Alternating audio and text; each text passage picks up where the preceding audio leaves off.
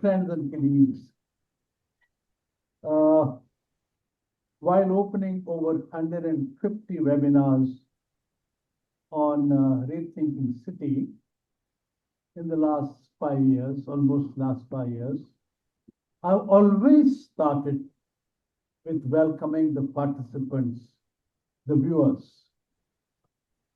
Today, I make a small departure and welcome the guests from All India Institute of Local Self-Government, which is celebrating 100 years of its existence and its pioneering work. If 809 cities are the future of this country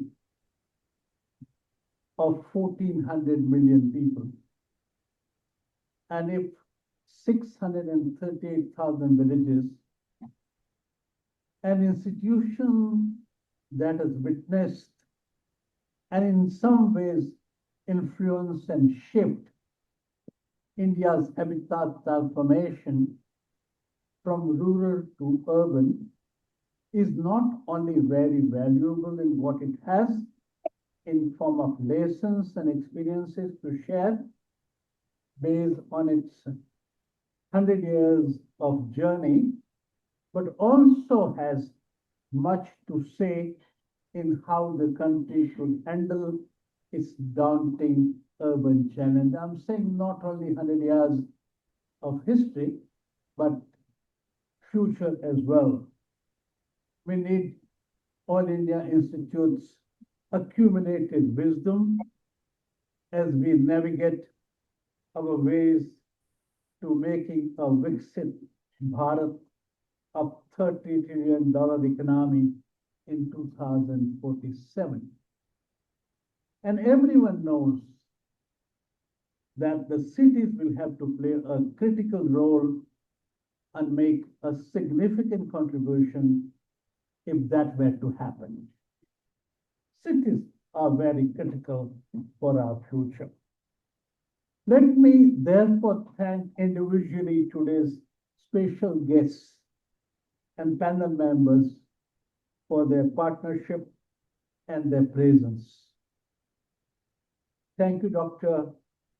Jairaj Phatak, Director General of All India Institute of Local Self-Government, Shri Ravi and Guru, Deputy Director General, Professor Sneha Palnitkar, whom I have known since my early days in ASPAC, Shrimati Ayesha Saeed, Deputy News Editor of Urban Update, who is also moderating today's webinar, Shri Sudhir Krishna, former Secretary of Ministry of Housing and Urban Affairs, Government of India. Dr. Kuldeep Singh is not there, is there? Dr. Kuldeep Singh, whom I have known for a very long time since his HSMI days. Shri Tikender Panwar, whose commitment to urban issues is exemplary, and Shri Hitesh Vaidya, who brings enormous wisdom, deep sensitivity, and spatial vision to urban issues. I can't imagine a more accomplished group of presenters on the urban institution history and urban institution building imperative in the context of what India as a nation expects from its cities. Today is the 152nd webinar of the series on Rethinking City that INHAF is running with its multiple distinguished partners. And with such a galaxy of special guests today, I cannot resist temptation of telling them why we are doing this for the last 5 years and what we plan achieving. I also have other expectations from this distinguished group. We want to hear from them if our reasons and our explanation scan their scrutiny of understanding and analysis of India's urban challenge. This series of webinars is based on a 6-point analysis of India's urban challenge and the way and approach to addressing it. At the heart of the idea are some concerns, some expectations, even worries and targets. Let me spell this out, and I'm very keen that I do this in front of all India Institute of Self-Government. One, despite being engines of growth and centers of culture, technology, knowledge, and global attention and investment, our cities, the Indian cities, are not in the pink of health.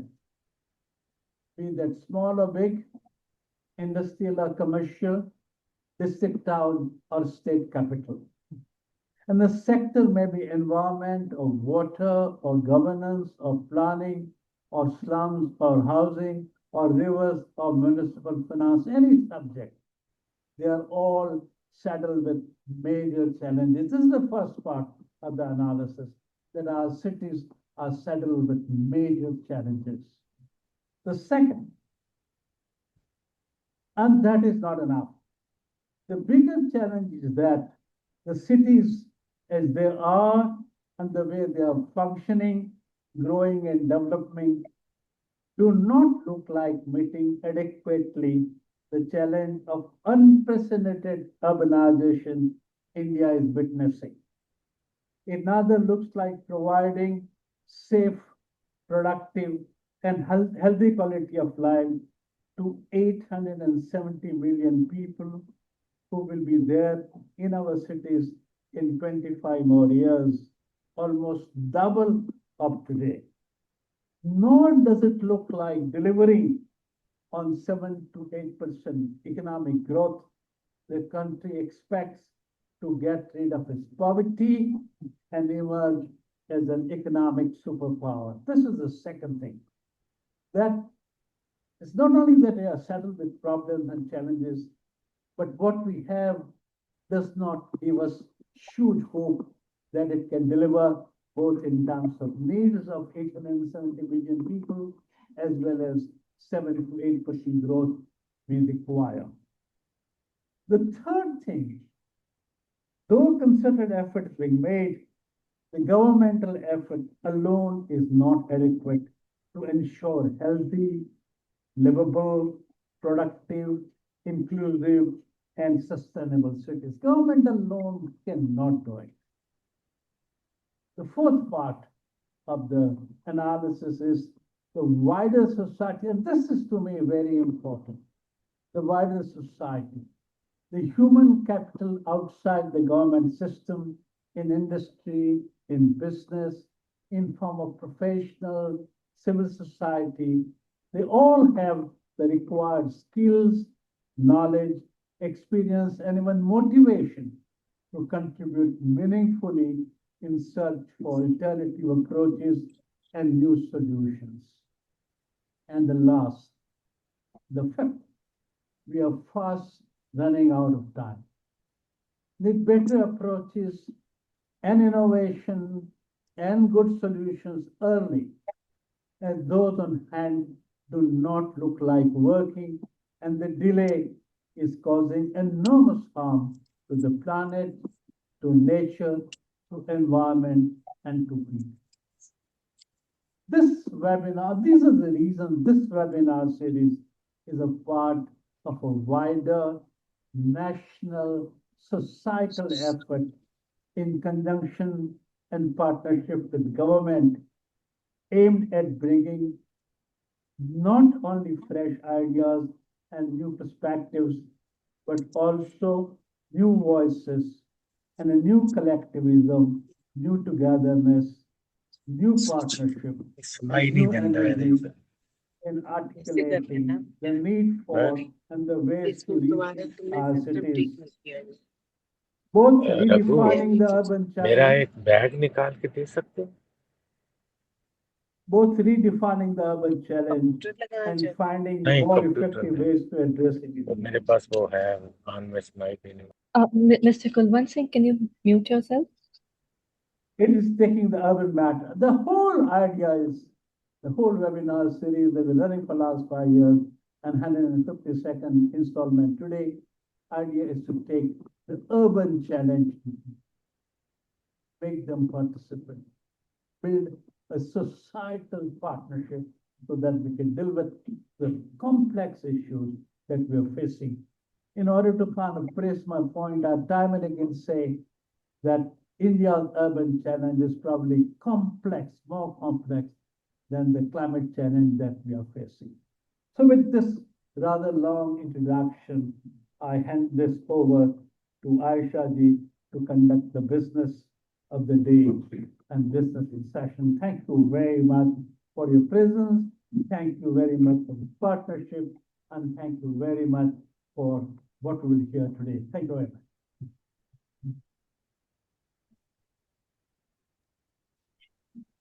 Thank you so much, Mr. Kirti Shah. Thank you for such a warm welcome.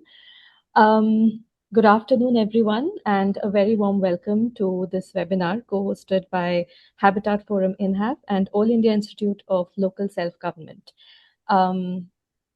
I especially thank everyone who has joined at this post-lunch hour on a Friday afternoon. My name is Ayesha Saeed, and I'm Deputy News Editor at Urban Update.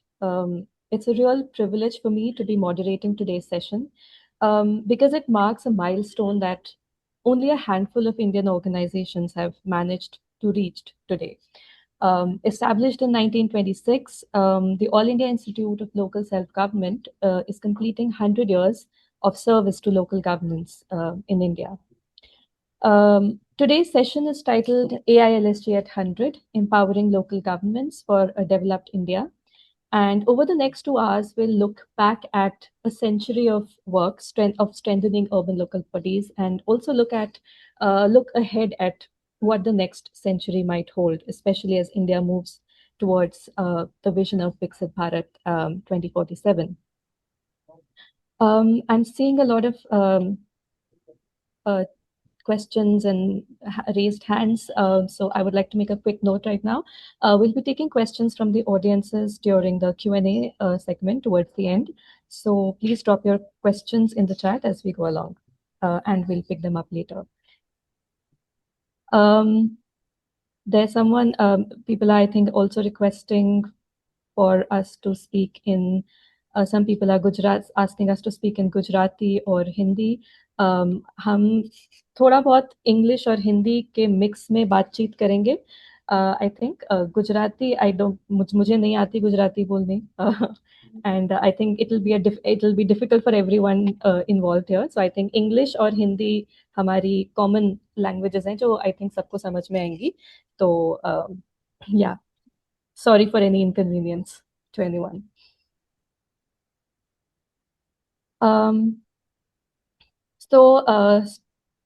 I would like to invite, first of all, Mr. Ravi Ranjan Guru, who's Deputy Director General at AIILSG, to formally welcome our panelists and audience and introduce us to AIILSG's centenary journey. Over to you, sir. Okay, thank you, Ayesha. And yeah, good afternoon, everyone.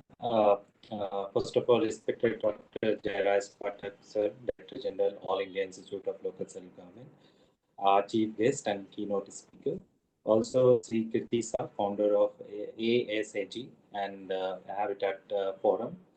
Our distinguished eminent panelist, Mr. Hitesh Vaidya ji, Sudhir, Krishna, sir, Dr. Kulwant Singh ji, Tikender, Panwar ji, Sneha madam, distinguished participants from India and abroad, and representative of urban local body, government officials, their partners, and the public. It's a nice to welcome all of you for this webinar. Very welcome to all of you. It's my privilege to welcome you for this 152nd edition of the webinars that the Habitat Forum is running, a series of webinar series, and we are jointly organizing this webinar today as a part of our 100-year celebrations. So once again, welcome all of you for this webinar Today's webinars hold special significance as AIILSG celebrates 100 years of service to local government. For a century, our institution has worked with one clear mission to strengthen urban local bodies, capacity building programs, technical support, policy programs, institutional capacity development programs. Our theme today, empowering local government for develop India, is not merely a discussion stop, progressing towards the vision of Viksit Bharat 2047. Vision cannot be achieved by national policies alone. What Krishna also mentioned about it. So it will be realized through the empowered cities, capable municipalities, responsive local government, and active citizen participation, and engaging all the stakeholders that part of the entire program. Today, more than one-third India's population lives in urban areas, contributing nearly two-thirds of.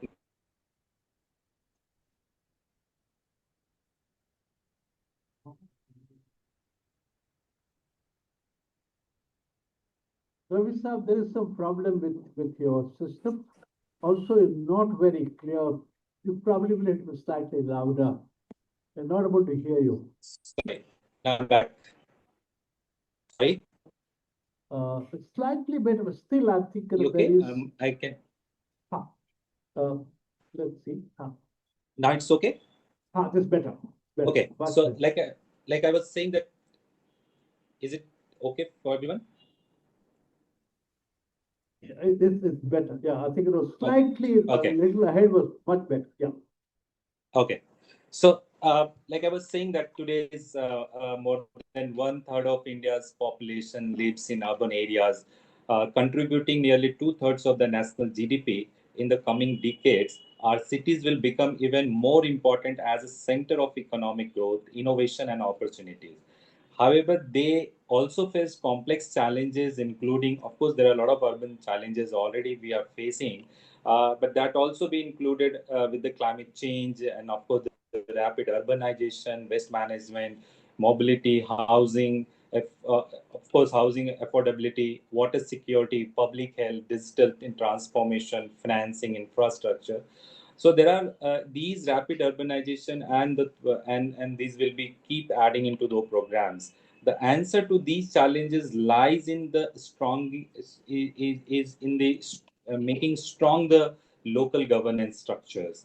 At AILSG, we firmly believe that the municipalities must evolve from being service provider to becoming the professional institutional capable of planning, financing, implementing, and governing the sustainable urban development programs. Over the last century, AIILSG has continuously supported this transformation by working closely with the central ministries, state government, urban local bodies, and the relevant organizational like international organization, development agencies, and the academic institution and the private sector. Today, AILAG work on the various components, various activities. We are one of the organization who has maximum number of capacity building programs. That capacity building programs runs across these sectors, across these tiers. So we have the capacity building program for elected representative body, municipal officers, engineers, and all profile of the system. We also work on the urban planning and the infrastructural advisory component. Like we have been working on the GIS-based master plan for many cities in India.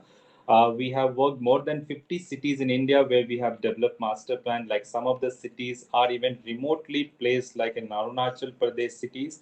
We have been working in the Kargil master plan. Is one of the toughest the areas where it's very hard to reach. In fact. But AILS has been working on the urban planning and infrastructure advisory. We are providing the support to the climate resilient cities planning and the nature based solutions. Recently, we have worked with the in 3 cities in Maharashtra under the UNDP programs, where we actually developed the disaster risk reduction plan for the cities. We work with some of the cities with the international partner on the climate resilience inclusive cities, which was supported by the European Union programs. We're working on the solid waste management and circular economic initiative across India. More than 100 cities we are supporting in this part. In fact, Maharashtra, more than 140 ULB's solid waste management DPR and the support system was provided by the organization AIILSG. We work with the Karnataka sanitation plans, develop the sanitation plans for. We are one of the organization who has the maximum number of support system in terms of sanitary inspector diploma. So we have every year more than 7,000 students passing out through this diploma in sanitary inspector programs. We're working on the sustainable finance and the project development programs, like we are supporting the Odisha and the Finance Commission report. We worked on the Haryana Finance Commission programs. In fact, when Sudhir Krishna sir was the chairperson of Delhi, we were the part of that also. And of course, thanks sir for supporting us in this program. We run the skill development and urban livelihood programs as well, like in Jharkhand, where right now I am here. We're running the mega skill centers, which are providing the lot of youth to get the job skill programs and activities. So we strongly believe that the knowledge sharing is one of the most powerful tools for the urban transformation. And I think that today's webinars reflect that philosophy. We are honored to have an exceptional panel representing diverse perspectives from public policy, urban governance, municipal administration, waste management, research, media, and the city leadership. Their collective experience will enrich our understanding of what is required to build the resilient and the future-ready local government. At AIILSG Center, its second century at AIILSG, we reaffirms our commitment to becoming an even stronger knowledge institution for urban India. We shall continue supporting cities through innovations, partnership, technology, professional excellence, and the evidence-based policy making. I sincerely thank INHAF for partnering with us in this important knowledge initiatives. I also thanks all our speakers, participants, and colleagues for joining us today for this webinar. I encourage everyone to actively engage in this discussion, share experience, ask questions, and contribute our ideas. That's the beauty of this webinar. Together, we can create practical solutions that strengthen the local governments and accelerate India's journeys towards becoming a developed nation. With these words, I once again extend a warm welcome to each one of you. Thank you for joining us, and over to you, Ayesha. Thank you very much. Thank you so much sir, आपने बहुत ही अच्छा summarise किया, जो कि हालांकि बहुत मुश्किल है इतनी बड़ी संस्था का इतना सारा काम को इतनी कम वक्त में समराइज करना. Going forward, I would like to request all the participants to keep the time limit in mind.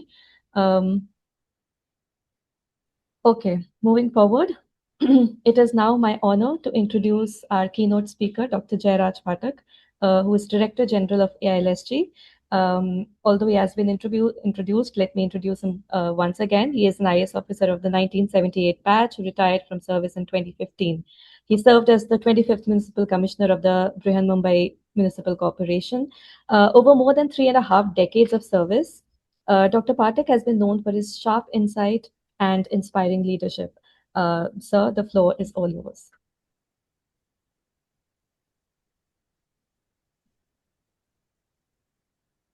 Thank you very much. As Director General of the All India Institute of Local Self-Government, I welcome all the participants for this webinar. Although in the IS I will be completing 50 years of service very shortly, my urban exposure is also now almost 40 years.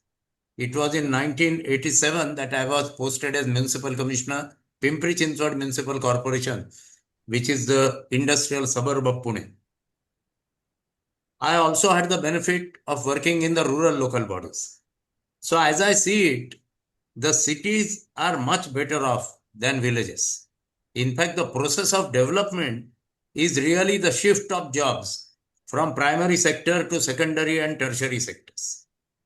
Some of the cities have even better credit rating than the state governments. So cities must shoulder more responsibilities.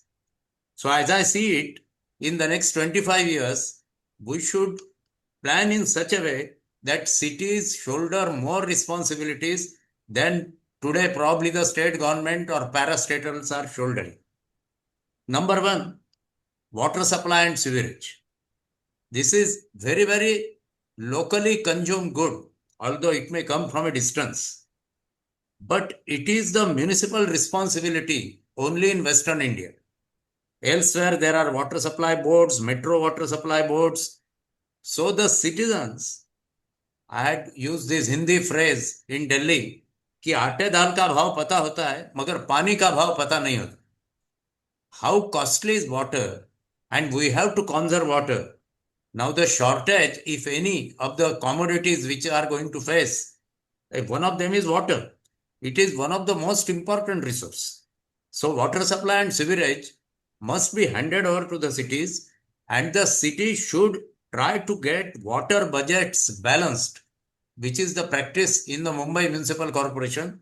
There is a budget G where they match the income as well as expenditure.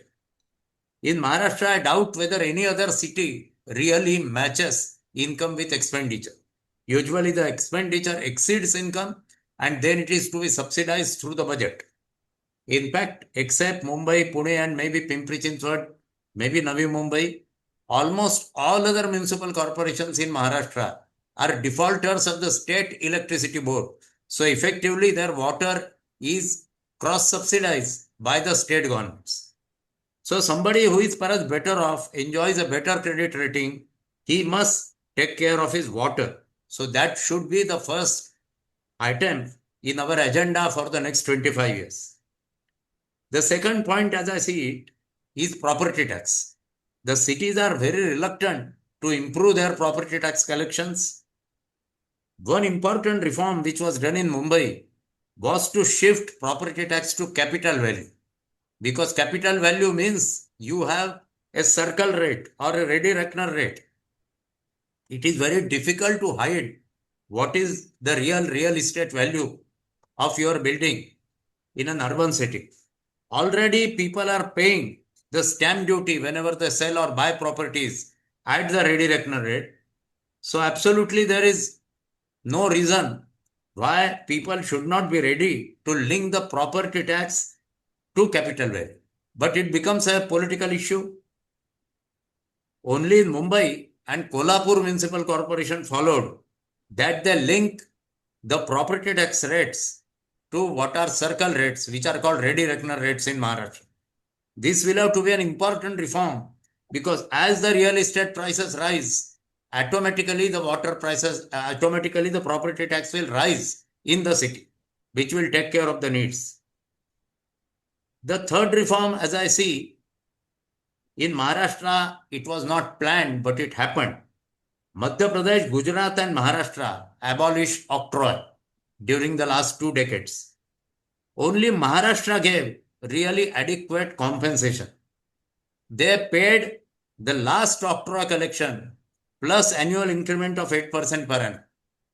This means that the municipal corporations in Maharashtra did not lose their credit rating. They kept on getting almost the same money which they were getting through octroi. I found that probably about 11% of the state GST grants, the state GST share, today goes to the municipal corporations in Maharashtra. So some such formula will have to be arrived because only on property tax cities cannot survive. Means nor will they be able to be the engine of growth which they are supposed to be. So every state finance commission has to probably calculate what proportion of state GST should be given to cities so as to make them sustainable. It will vary from state to state. Number one, GST incomes are different. Secondly, the urban population is different in various states. But I suppose this is a need of the hour without which cities cannot have a credit rating above the state government, which they need because they are the growth centers.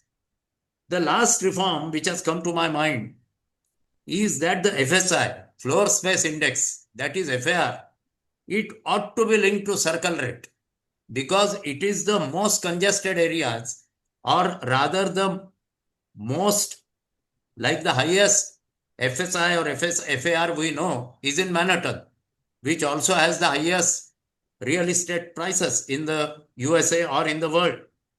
So ready reckoner rate in, say, Nariman Point cannot be the same as in Borivali or Daisar. And the FSI also, if it is linked, may not be in a linear proportion, could be in a formula worked out by the architects. Then wherever the real estate value is the highest, will get more FSI. And there will be relatively less FSI in areas where the property prices are lower. So as I see it, these 4 or 5 items will constitute the agenda of reforms for the municipal bodies. We are a democratic country, and ultimately what is acceptable and what is not acceptable will have to be worked by respective state governments and the Ministry of Housing and Urban Affairs. Thank you very much. Thank you so much, sir, for that rich reflection and for recapping so effectively what I think some of the major urban challenges are for Indian cities today. Now, that brings us to the heart of the discussion today, which is our panel discussion. I'm delighted to be joined by 5 distinguished experts working at the intersection of urban governance, planning, and public policy. The introductions have already happened, so I will move past the introductions, and I would like to first address Dr. Sudhir Krishna. Hello, sir. Yes, I'm here. Yes. Yes. Hi. I would like to ask you, because my first question to you is about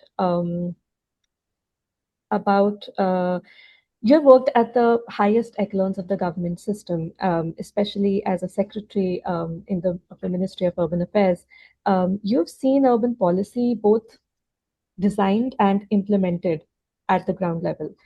So from that vantage point, I would like to ask you, what is the real significance of an institution like AIILSG, which operates both as a training body and as a think tank within India's urban governance and has done for the last 100 years? Well, at the outset, I convey my greetings to Dr. Jairaj, Phatak, Director General, and all the core team of the AIILSG, seniors and at all levels who are here, and also to my fellow panelists and to all the participants or attendees. जो सभी यहाँ पर हैं उन सभी को मेरा नमस्कार. आपका क्वेश्चन बहुत इम्पोर्टेंट है, AIILSG क्या कर सकते हैं. See, as Dr. Phatak has said that cities are the urban areas, they are the leaders of the country. अभी तो लीडरशिप हुआ ही नहीं है कुछ. Only 1/3 of the population of the country is in urban areas. It has to reach sooner or later, 50% or even cross that also. और वो बहुत जरूरी इसलिए कि लैंड होल्डिंग्स आर डिक्लाइनिंग. अभी land holdings are of the size of 1 hectare average. Average means it is only in dry areas, mostly people have more than 1 hectare. Otherwise, irrigated lands are in the average range of 1 hectare and many a time less than. So, people cannot survive on that small piece of land. So, they have to come to cities, and cities have to receive them in 2 ways. Cities have to welcome the in-migrant in 2 ways.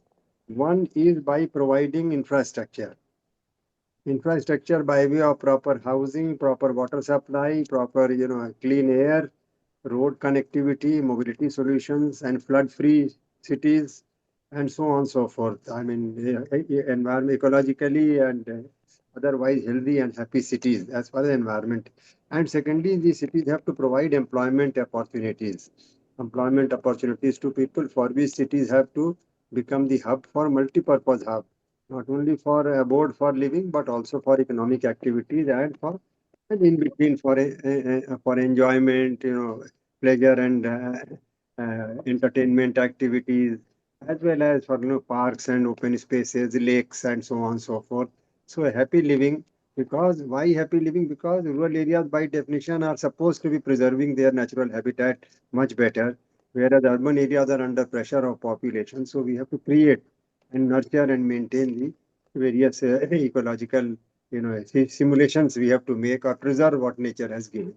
So these two things cities have to do, and for that there are challenges. Our cities are not prepared for that. Right from the independence time, in the northern India, particularly in Delhi and else surrounding Delhi, the migrant population came and cities were not prepared. So therefore, you find slummification of city, and people migrated for lack of proper attention to economic development for part of the cities and elsewhere. People migrated to existing industrial hubs like Mumbai and like Calcutta, and therefore slummification started in those cities also. So in Delhi, it started because of migration on account of partition, and in other cities, industrial cities, because of the migration on account of industrial activities. And the cities were not prepared.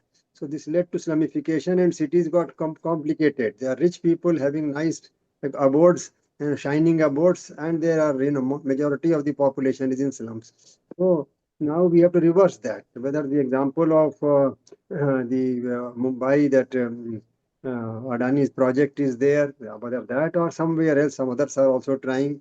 All that we have to AIG will have to showcase as to how to make cities happy living from various angles, good case studies from some slum redevelopment, flood-free cities. It's a peculiar thing that cities are starved of water in summers and they are flooded even by a short spell of rain. There is a flooding. So because water bodies have been all, are closed, the ingress to water bodies has been stopped for one or the other reason, and also the natural drains are also choked and encroached and whatever not maintained. Even engineered drains are also not properly maintained and so on. So mapping and restructuring, redesigning the natural drainage flow also. Good case studies. Cities become, you save water, it goes to underground, nurtures the aquifer, surface water bodies are recharged, life becomes good, plant trees. It's not at all costly. These things don't cost much. They pay return far more than what you invest in a short time. So land values improve. You spend less money on healthcare of people if the air is clean, water is clean, accidents are less, pothole-free roads, and public transportation is available. Walkways are good, cycle paths are good. So accidents will be less. People will fall sick less, and expenditure on health will come down, and so on. People will give attention to economic activity, social activity, educational activity. So quality of life and so on will improve. So good case studies on these matters. Solid waste management, big challenge. Cities are having big challenge in handling current layer waste, and what about legacy waste remains another challenge. Some are making good efforts, some have made, but very few.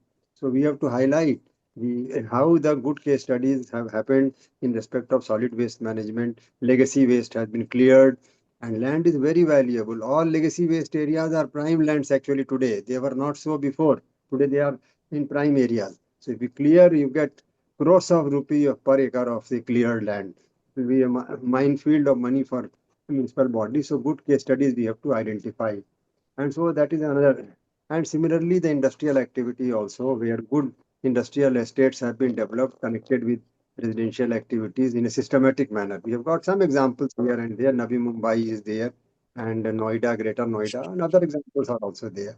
So like that, good case studies have to be highlighted. And only reach issue is there. How do we reach? इसी अभी I was seeing, अभी लोगों ने post किया है इसमें आपके chat bot में कि please deliberate in Gujarati, also other language. So that is one challenge you have to meet using technology, that how to reach the people in their own language. Language is a big connector. And if everything is connected in Absolutely. Hindi, I tell you, Hindi Uh, is different. Hindi of Rajasthan is different than Hindi of Bihar. Please, both of we think they are all Hindi Absolutely. belt. It is not so. Sir I would like to ask you, मतलब आप migration की इतनी बात कर रहे हैं, which is I mean very interesting and important strain of discussion, of discourse in our cities. Migration, and it also connects to like issues of language and everything. But I would like to ask you ki, like how our cities are, I mean, how far our cities are capable of taking this, strain of endless migration into our cities, and what do we need to do in order to change or improve or, yeah. देखिए, मैं आपका permission लेके हिंदी में बोलना चाहता हूँ, वो इसलिए कि बिल्कुल मैं देख बिल्कुल। रहा हूँ चैटबॉट पर बहुत से लोग गुजराती कह रहे हैं।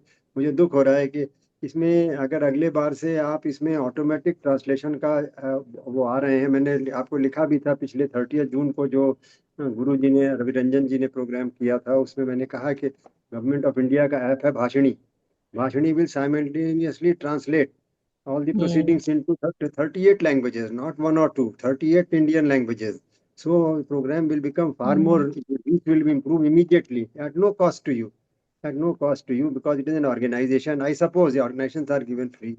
तो आपसे मैं अनुरोध करूंगा गुजराती भाइयों से कि आप कृपया हिंदी में मुझे बोलने के सुन लीजिए, और आप देखिए उसको अगर ट्रांसलेट कर सकें तो अगली बार करेंगे ये। मैडम, आपने पूछा है कि इन माइग्रेंट, ये बहुत ज़रूरी है। मेरा ये कहना है कि सबसे पहले तो हमें घबराना नहीं चाहिए कि शहरों में बहुत लोग आ गए हैं। It is not so. अगर आप डेटा आपको मैं दिखाऊं तो urbanisation rate has come down. जो अर्बनाइजेशन का ग्रोथ रेट है वो नीचे आ रहा है। जो आज से 10 साल पहले 3% हुआ करता था एनुअल, वो अब 2%, उससे भी कम हो गया है। लोग आना नहीं चाह रहे हैं शहरों में। बड़े शहरों में तो और भी कम आ रहे हैं। जो आ रहे हैं परिवार को पीछे छोड़ के, मेल मेंबर आ रहे हैं यहाँ पर, जो आके सिक्योरिटी गार्ड का और क्या कहते हैं वो कोरियर सर्विस है, अमेजॉन टाइप का कोरियर सर्विस का काम कर रहे हैं। और मेजर एक्टिविटीज़ के लिए बहुत कम लोग आ रहे हैं, because cities are not prepared. तो देखिए, गवर्नमेंट ऑफ इंडिया, भारत सरकार की स्कीम है प्रधानमंत्री आवास योजना, उसमें 1 करोड़ घर बना चुके हैं और 1 करोड़ और बनाने को तैयार हैं। पैसे की कोई कमी नहीं है, बैंक पैसे देने को तैयार है। तो अगर हम प्रॉपर लेआउट डेवलप करना काम है किसका, वो डेवलपमेंट अथॉरिटी का काम है। वो करेंगे, म्यूनिसपैलिटी नहीं कर पाएगी। सो हमारे प्रोग्राम में डेवलपमेंट अथॉरिटी को भी इन्वॉल्व करना पड़ेगा। हम उनको म्यूनिसपैलिटी से अलग नहीं मान सकते हैं। सो डेवलपमेंट अथॉरिटी के साथ मिलके हमें लेआउट डेवलप करने हैं जहाँ सारी फैसिलिटीज़ हों, यहाँ कनेक्टिविटी हो। शहर में आना है अगर स्कूल की पढ़ाई करने के लिए बच्चों को, तो वो अच्छा रोड हो और अच्छी बस सर्विस हो। अगर मेट्रो हो तो और अच्छी बात है, हर जगह मेट्रो नहीं जाएगी, तो कम से कम बस सर्विस हो, अच्छी साफ़ सुथरी रोड हो, साइकिल से आने जाने की फैसिलिटी हो, कम से कम रोड बनी हो, पैदल चलने की फैसिलिटी हो, करी एंड लेआउट बनने चाहिए। तो प्रधानमंत्री आवास योजना का पूरा फायदा उठाया जाए और उसे नए लेआउट डेवलप करें जो मल्टी स्टोरी हो सकते हैं, क्योंकि लैंड की किल्लत है, ज़मीन की किल्लत है। तो एक तो ये, और दूसरा ये कि इंडस्ट्रियल एक्टिविटी को भी डेवलप करना पड़ेगा, इंडस्ट्रियल एस्टेट बनाने पड़ेंगे। अभी हो क्या गया है कि पोल्यूशन के वजह से, एनवायरनमेंट के आधार पर इंडस्ट्री को बाहर निकाल रहे हैं शहर से। उसका भी मतलब है दिल्ली से कितना इंडस्ट्रियल एस्टेट बंद कर डाले, तो पावर प्लांट बंद हो गए, इंडस्ट्रियल एस्टेट बंद हो गए, तो लोग करें क्या अब यहाँ पर? ये करें क्या मतलब, वो या तो धोबी और माली का काम करेंगे, या सिक्योरिटी गार्ड का काम करेंगे, और या फिर वो गिग वर्कर हैं जो उसका काम करेंगे। तो इकोनॉमिक एक्टिविटी जब तक नहीं होगी तब तक लेवल ऑफ इनकम कैसे बढ़ेगी लोगों की? तो इंडस्ट्रियल एस्टेट हमें बनाना है, प्रॉपर प्लानिंग। अगर हम प्लान ढंग से काम करेंगे तो हर एक चीज़ का नेगेटिविटी कम कर सकते हैं, नहीं तो हर एक चीज़ में नेगेटिविटी है। तो ये मैं अनुरोध, ये सब जगह देखा गया है। कोई शहर है, अगर हम प्लान ढंग से नहीं करेंगे, जहाँ इंडस्ट्री ले जाएंगे शहर वहां तक पहुंच पहुंच जाएगा, फिर वहां कहेंगे यहाँ से बाहर निकालो। तो हमारे यहाँ पर ये हो रहा है कि बजाय हम इंडस्ट्री को बढ़ावा देने के, कभी कभी ऐसा लग रहा है कि हम इंडस्ट्री को दबा रहे हैं।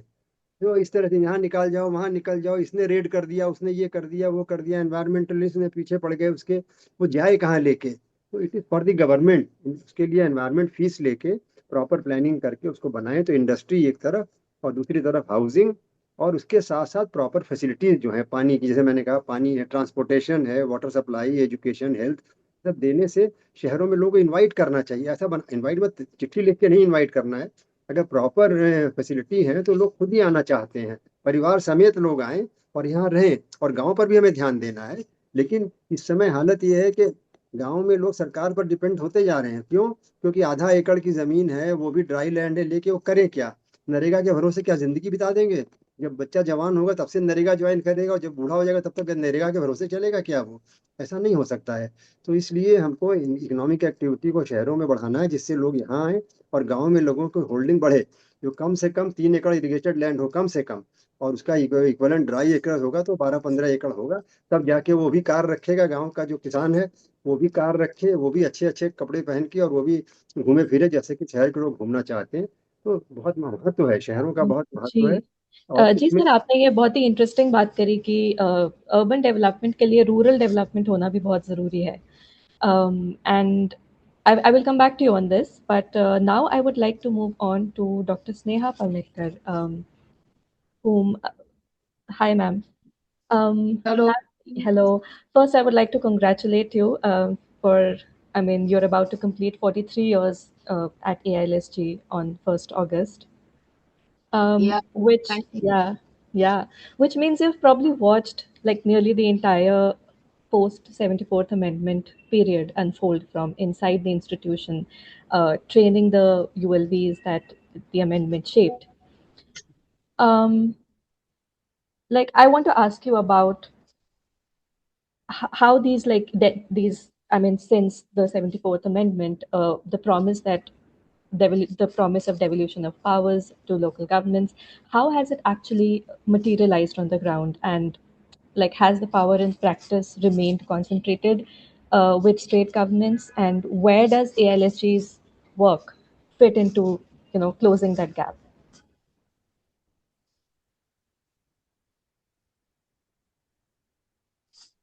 Um, Uh, Good afternoon to everybody.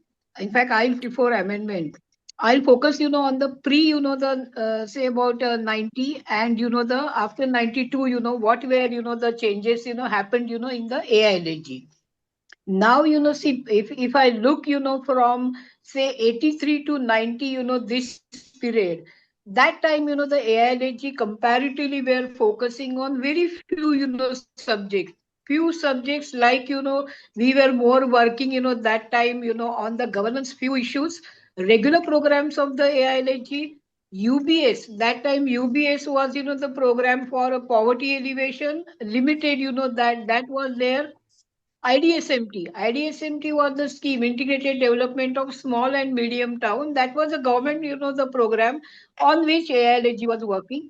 And basically the focus, in that era was limited. Even AILG that time had not many centers, that time. And so, the focus concentration of the capacity building activities was less. But one thing, in that phase, we got involved, in the NCU. NCU came in somewhere, National Commission on Urbanization came about 88. That phase gave us opportunity for the institute. I am saying even the AILG focus on the internal capacity building of the all the young brigade that time who was with the AILG. So basically they focus on developing the research and the capacity building capabilities within AILG. And even NCU gave us, lot of opportunities to look, at the ULBs and urbanization, urban growth, the status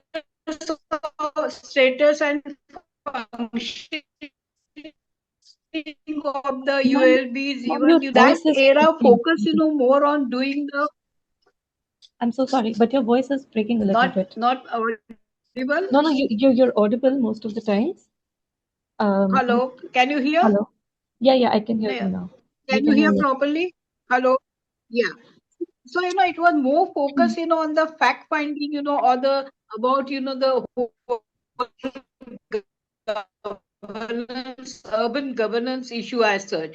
But as but one thing, 74 amendment get involved in several consultations which were held pan India about the 74 amendment, right from 65 amendment till 74 amendment. In fact, several consultations were organized with the elected representatives, mayors, and the other NGOs, or even those who are working in the urban managers. And that gave us opportunity, in fact, to explore the possibilities of research as well as capacity building across the country.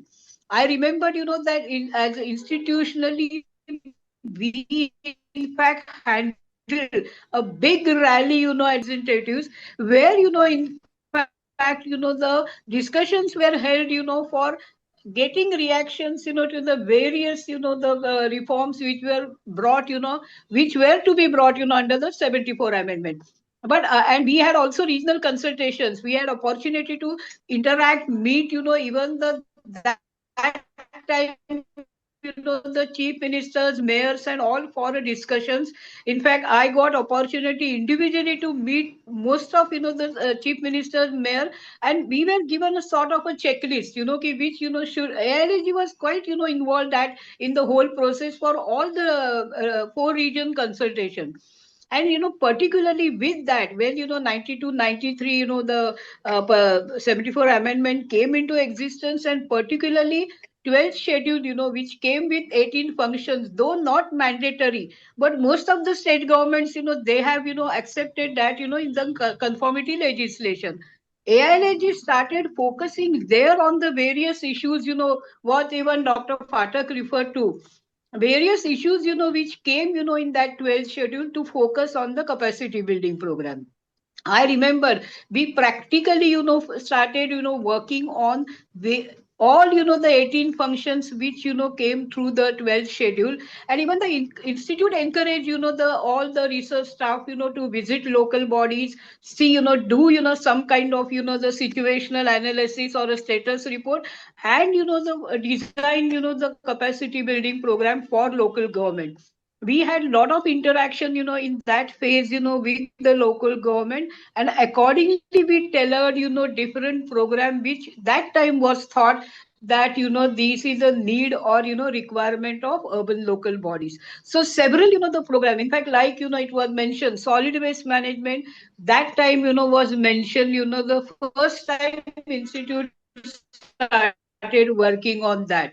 I remember many people told us, oh, this is not the subject to work, but one of the municipal commissioners of Mumbai, he said this subject will, never end, particularly in the total, urban scenario. This will be always there. So, the particularly some of the subjects, it started working. Even we started working on the property tax administration. In fact, we did couple of, the big projects, for a Goa government, even for Gujarat government. We did lot of projects for that, and that gave us also insight into the municipal finance, and how this in fact can be discussed with the capacity building programs to be introduced for the local government. The focus was more on the research and the capacity building of various the particularly stakeholders in the ULBs. We were doing for elected representative, the official, as well as even the grassroots level functionary.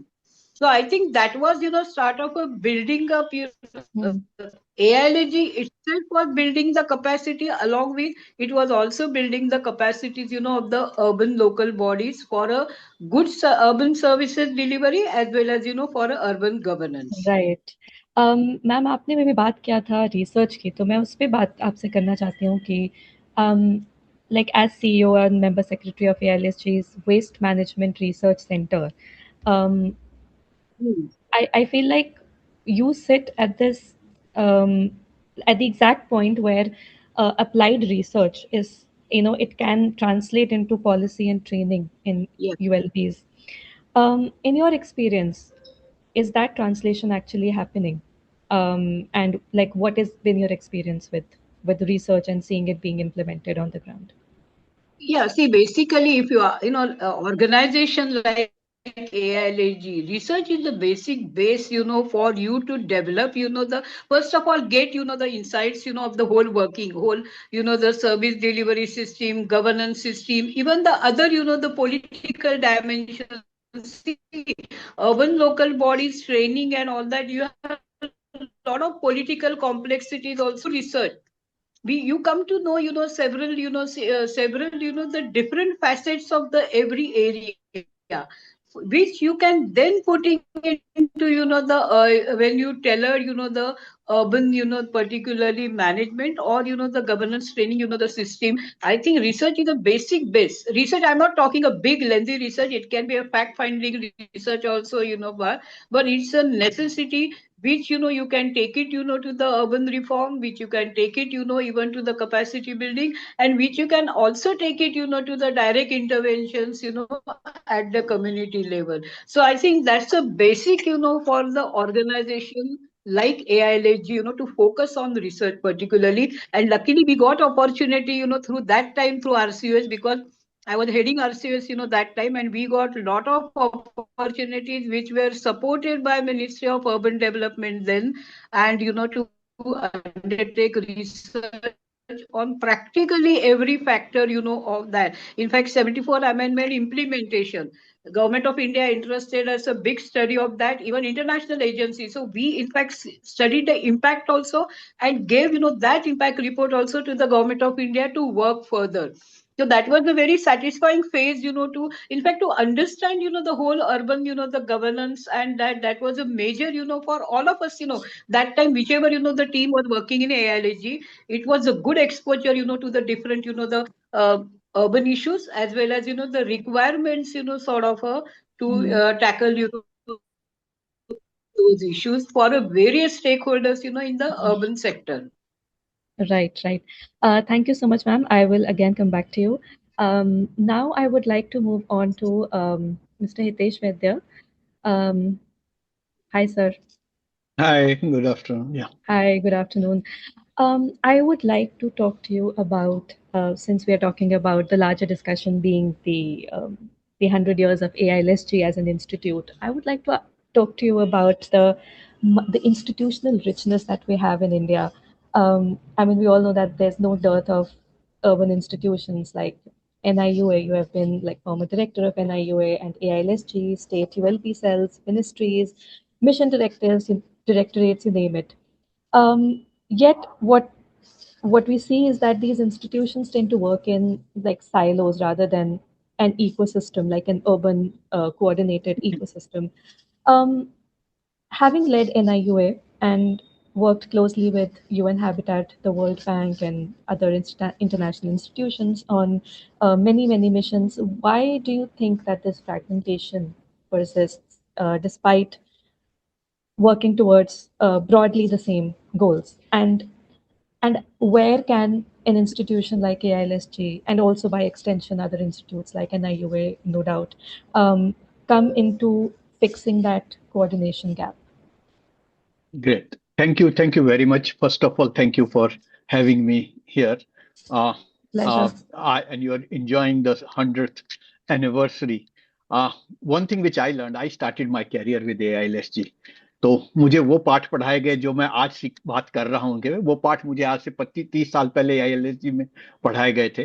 तो I am thank you for AILSG to really bring those lessons. I think Sneha Palnitkar ji was our first mentor actually at that time when we started working on urban issues, waste management and all, and she was pioneer on that.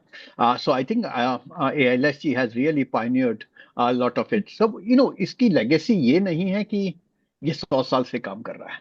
इसकी legacy है ये उनके साथ काम कर रहा है जो शहरों में काम कर रहे हैं. So it's like closest to the institution which is closest to citizens, it's working that. And what it is doing is it's bringing the leaders up.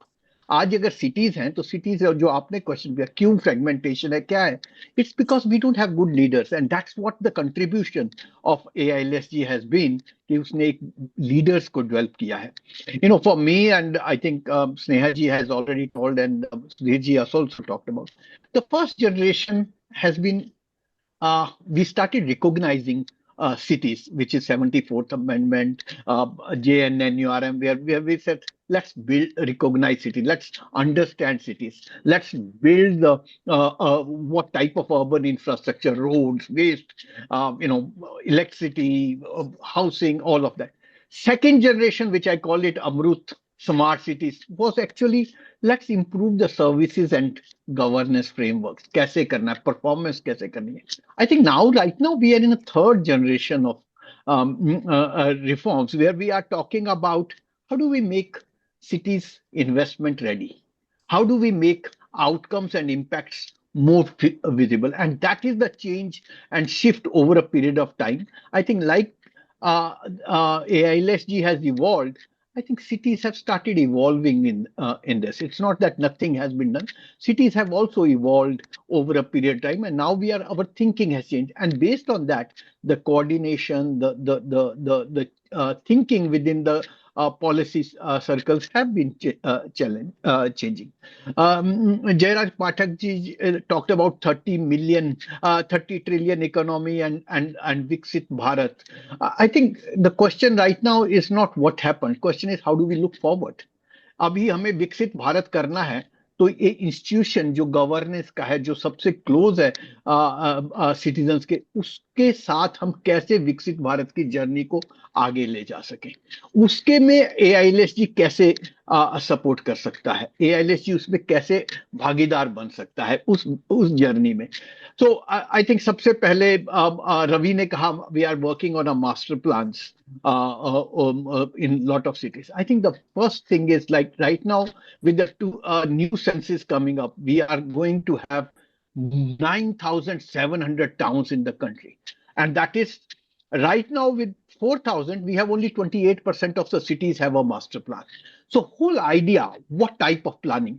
अगर हम 30% में ये challenges बात कर रहे हैं और वही planning हम फिर से अगर दोहराएंगे तो वो planning we are just multiplying the problem now into a scale which we don't need. So I think AILSG can be a great knowledge provider. What type of planning? Do we need master plan? I worked in an IUA. I started in working in master plan in 2019. And today we are 2006. We have not seen the master plan on the Delhi master plan. So do we need that much of time? Do we need more strategic planning? And with these new towns which are coming up, I think thinking has to change that. And I think Jairaj also said that we need to move beyond cities. We need to start thinking of beyond municipal bodies. Do we need, first of all, how do mainstream census towns, peri-urban areas in the planning process? Second is, how do city economic regions start coming up? I think that's where we need to start planning, and AILSG has a great role in bringing these lessons and messages and best practices across the world and see what type of planning we really require. And I think 2047 journey, if we have to have, that's the first point we need to do. Second thing, we have all been talking about infrastructure. We created this in JNNUR and we created this in smart cities. We created this infrastructure in Amrut. Question is not what we created. Question is how we are going to maintain it. Who is going to maintain this? How are you going to sustain this infrastructure? Nobody's talking about it. So I think AILSG can be a point which AILSG now moving forward to 2047 need to start thinking. How do you really start professionalizing this asset management and how cities can learn this professionalizing asset management issues and challenges going to be there. Third area, which I think all of us have talked about, is we all talk about left-hand side of the menu. We know nobody talks about the right-hand side of the menu. It's finances. How do you improve the finances of the cities? You know, we have now started coming up with a new program called Urban Challenge Fund.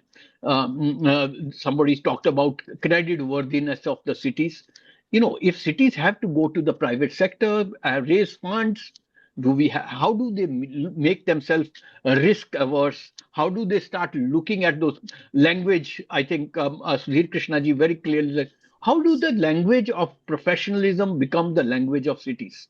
I think that's the area where AILSG can play a great role of converting the language to the language of cities, and cities understand what is the private sector going to be, how to engage with the private sector, how to really read the contract, how to really even frame the TOR while working with the private sector to improve the financial situation and move away from the grant thinking to the actually market thinking. I think that's the third thing.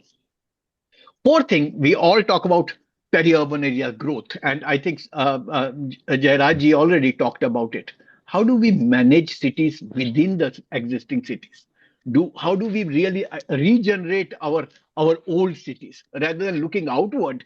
Can we look at inward and say regeneration of cities? That's the fourth area which I think AILSG should start thinking about it, is how do you unlock the potential of existing cities at right now, which we are not thinking. We're only thinking of outward growth, peri-urban areas, and so on. But how do we really move on? Because whatever new towns come, they are going to be the metropolitan tomorrow. So I think you also asked the question of Sudhir, migration. Unless we create the hierarchy of cities and the hierarchy of growth centers, we will not resolve the problem. So we need to create those cluster of growth centers and cluster approach which we need to do it. Fourth area which I think AIILSG can really support, and this is going to be, while we all talk about infrastructure, while we all talk about economic development, is how do you future proof the urban investments? And I think Ravi already talked about disaster resilient planning. Right now, we are all thinking about heat, floods, water security. These are the challenges. How do cities really start thinking about it? We don't have any template. We don't have, I always believe, and that was my idea in IUA also, cities don't need any more knowledge. City needs tools. They need templates, and they need training. They need transfer of knowledge, and they need technologies. These 5T approach has to happen if we want to prepare cities for future proof, and climate has to be the how do you integrate and mainstream climate while you are thinking of infrastructure Yes, process. yes. I Yeah, I I really मुझे ये बहुत अच्छा लगा आपने ये बोला कि knowledge हमारे पास बहुत है. yeah, हमारे पास बहुत नॉलेज है and we need to now see how to implement it. And आपने बहुत ही सारे like you touched upon I think every major challenge in that Indian cities are facing कि हम फाइनेंस पे भी हमें काम करना है, मास्टर प्लान्स पे भी काम करना है.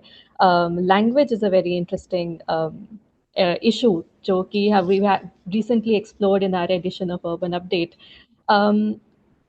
बट अभी हमारे पास थोड़ा टाइम की कमी है, हम जल्दी से मूव करेंगे to the next panelist we have mister Tikender Singh Panwar. Hello sir.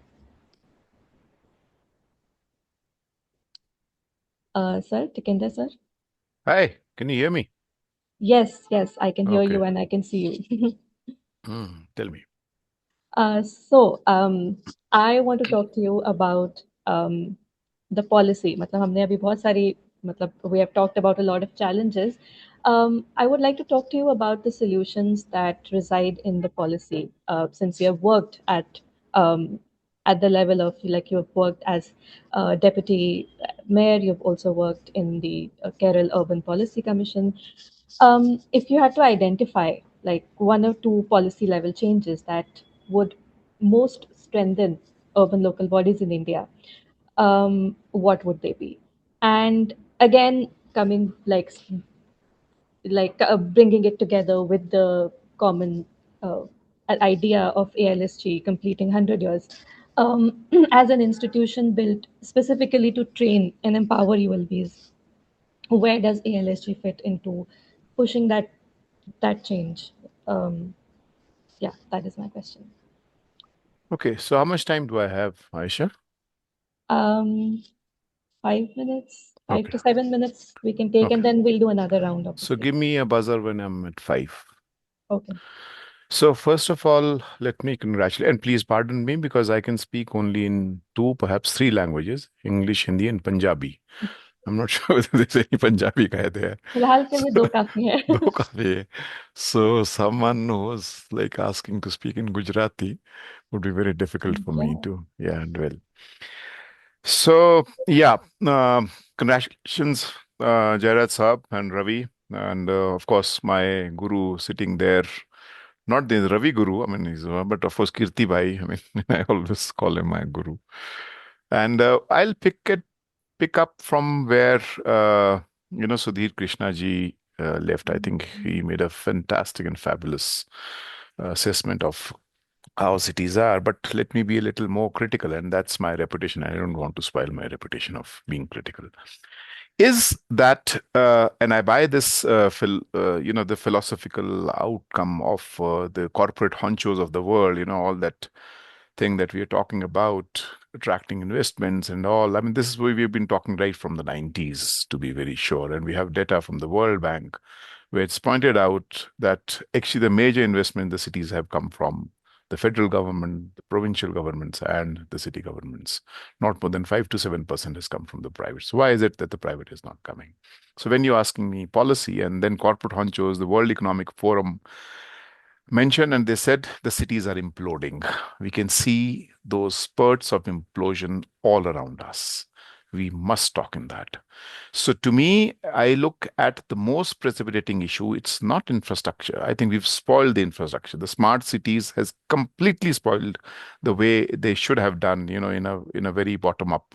And Kirti Bhai, you are there, and I remember K.C. Sivaramakrishnan, making this comment and making fun of the smart city framework of urban governance. He said, Tikender, what does a smart city mean? I said, he was my another guru, by the way, in urban. And I asked him, sir, you tell me. He said, it's like writing an obituary of the 74th Constitutional Amendment. So all Professor Sneha, Palnitkar ji that you brought in, all the efforts that you made, we tried to bury it in the burial ground after the smart cities because so now what should be the effort? We've tried different forms and different layers. I'll come to governance little later, but what is the crux? The crux is that right since beginning, we have been thinking as cities as spaces of capital accumulation.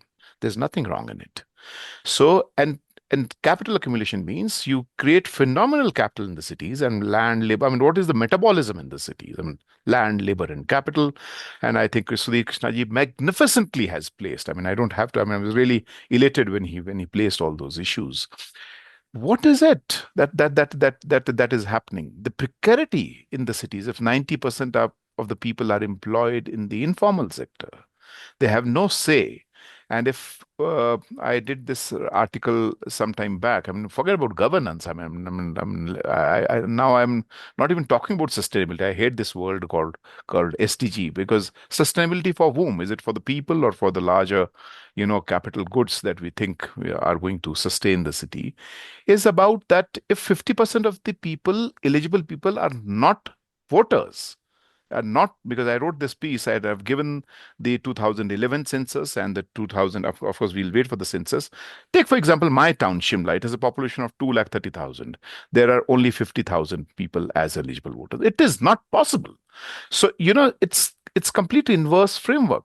So, I bring this argument of, so policy, I think the policy, I mean, if you ask me, give the cities back to the people. That should be the fundamental departure that we should be talking about. Now, how do we create this vortex? How do we create this fundamental argument of course, 74th Constitutional Amendment is one. How do we strengthen it? Bottom-up approach, planning, whatever. And Hitesh was mentioning the planning process has failed.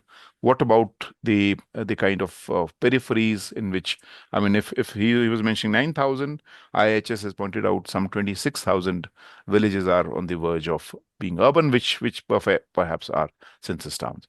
So, but I think, and then we are imagining cities from a purely capital intensive technological standpoint.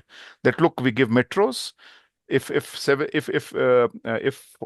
to 40% of the federal budget goes straight away to the metros and go to and I remember, Ayesha, it was the AIILSG conference. I kept on watching outside. I couldn't see a metro running there because there was no metro in Bhopal, I remember. And then I was told that the metro, you have birthday parties in the metro. So it's completely reorientation because whether the people wanted metro there or not, we have not brought that framework together. That's the first. The second policy I think I would talk about is, of course, property tax are important. Jairaj mentioned it very well, but I think also the whole question of the intergovernmental transfers. Where are we? I mean, after GST, the cities have been robbed. And I'm talking from the Chief Secretary's conference, which the Prime Minister, the current Prime Minister, addressed in Dharamshala in my state, and that after the introduction of GST, Ayesha, the cities have lost. Nagpur Metro has been renting out for birthday party. Yeah, you can see, I mean, from Anuja Bali, I can see Nagpur is also happening same way. Where after the introduction of GST, the cities have been robbed by almost 20 to 30%. Ayesha, I'm coming. I'll just take one more minute. I can understand what you're trying to say. So I think finances, the question of planning, how this planning process has to be done, Else, what the World Economic Forum is saying, the cities are imploding, and there will be various manifestations. The young, the working people, and you do not know who. We've seen Gurgaon, they're buying flats for 10 crores, but they're coming on the streets because you find shit all around. So where is this framework? And I think here is where I would suggest what the role that the all Institute of Local Self Government can play. I don't know whether anyone will allow you to play that role or not. And the only thing that I was telling them is allow at least AILSG to be the secretariat to the All India Mayors Council. What a defunct body it is. What a robust body it should have been. In arguing, in bargaining the federal government, in making stake of their claims. But where is the Mayors Council? Because they do not have the capacity. So I think one of the fundamental things that the AILSG should be doing, I don't know whether they would also like that to happen, is at least be the secretariat to the All India Mayors Council, build their capacities, and then start translating it. Else, the way we are heading, I think the signs are not very, very good. And I think I borrow this from Sudhir Krishna ji. I mean, talk about waste, talk about flooding, talk about climate change, talk about anything. I mean, do you think? You've really raised the temperatures in the room, I think. I think that's it. So yeah, I'll come back later again. Yeah, I think Abhishek sir wants to say something. Wow. Yes, Abhishek. I can't hear you. You're perhaps mute. Oh, no, you can hear it. I'm using Ayesha's computer. Acha, ha. So I'm saying that about the All India Mayors Council, it is that All India Institute, the first president was our president. I know that. That's why I provoke this discussion. I think because of certain reasons, so it is still in Veer Bhai Singh Bagh where you used to sit. Yeah. It's still there. So we are trying to speak to them so that we can work together, not absolutely AILSG become secretariat. So, but we are trying. But maybe, work together, we support them. They need huge capacity.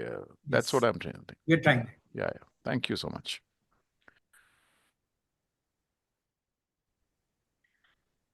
So much.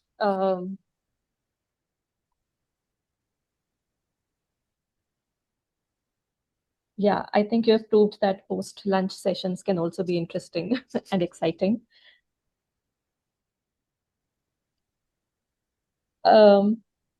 Yeah.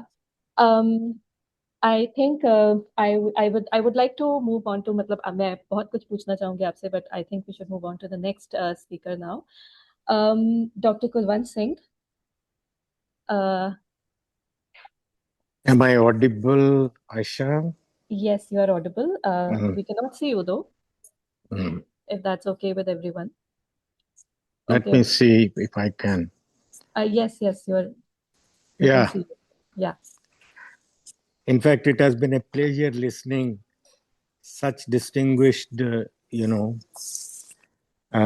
people speaking on the subject, and Panwar Saab really raised the temperature, very much so.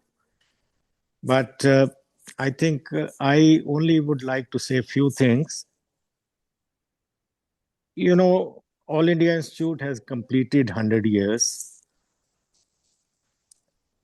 basically as a service to the local governments, local governance. But we need to ask not only what local governments have achieved, but what they need to become by 2047. Am I audible? Yes. Am I audible? Okay. Yes. So basically, whatever, has been said, I think Sudhir Krishna ji gave a kind of scenario where the cities have to really change significantly. He did mention that urbanization in a way in our country has slowed down, but at the same time, cities are not doing as well as they should be doing. Disparities in the cities have increased so much, Urban local bodies, they are very close to citizens. Expectations of the people are also very high from the local governments. cities do manage basic services like Hmm. water, sanitation, waste, mobility, housing, etc. But their capacities are so very limited. I would say they have constraints of all kinds. So I am actually basically saying that there are current governance gaps which I am focusing on, where we really need to touch upon. There are fiscal weaknesses, low. Um, uh, Sir, uh, Dr. Singh, yeah, sorry, we are running a little out of time, so I'll हाँ, just take 3-4 minutes अच्छा, अब actually. मैं आपसे असल में पूछना चाह रही हूँ कि हाँ, कैन यू बताइए. Talk about civil society partnerships का क्या रोल है? मतलब वी नो व्हाट हमने अर्बन चैलेंजेस के बारे में काफी बातचीत कर लिया है, we know what are the challenges. मैं आपसे एंड गवर्नेंस के अपने चैलेंजेस हैं। आई थिंक टिकेंदर सर ने बहुत ही Right. बहुत ही अच्छे तरीके से बताया कि गवर्नेंस में क्या क्या इश्यूज हैं। मैं आपसे पूछना चाहूंगी कि ये सिविल सोसाइटी पार्टनरशिप्स है, जैसे you also head an organisation that has been working on improving waste management in Indian cities, and obviously AILSG has been working on Yeah. capacity building of municipal bodies.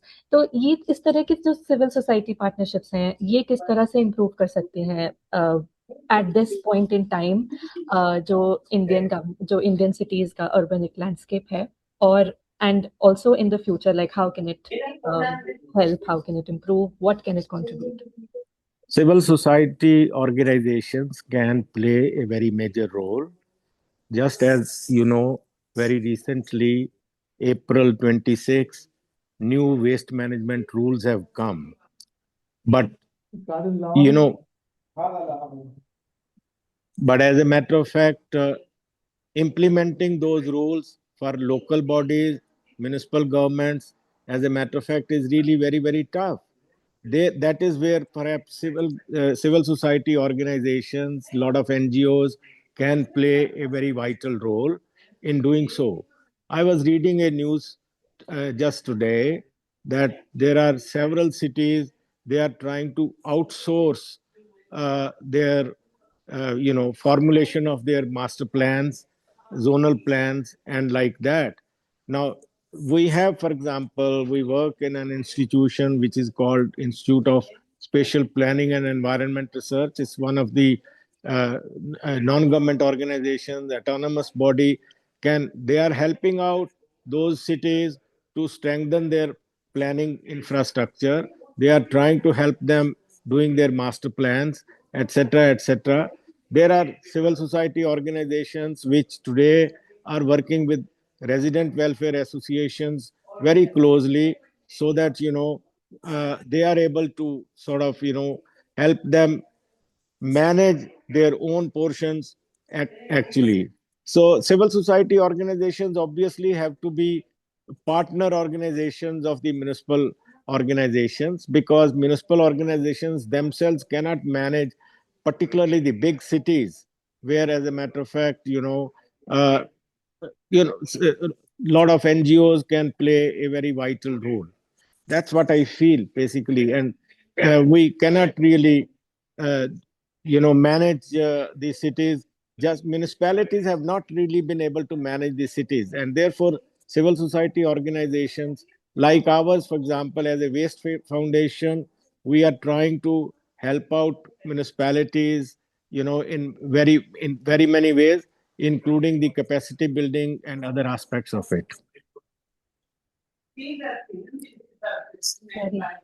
Thank you so much, sir. I would like to quickly move back to Dr. Sudhir Krishna, and then I'll go around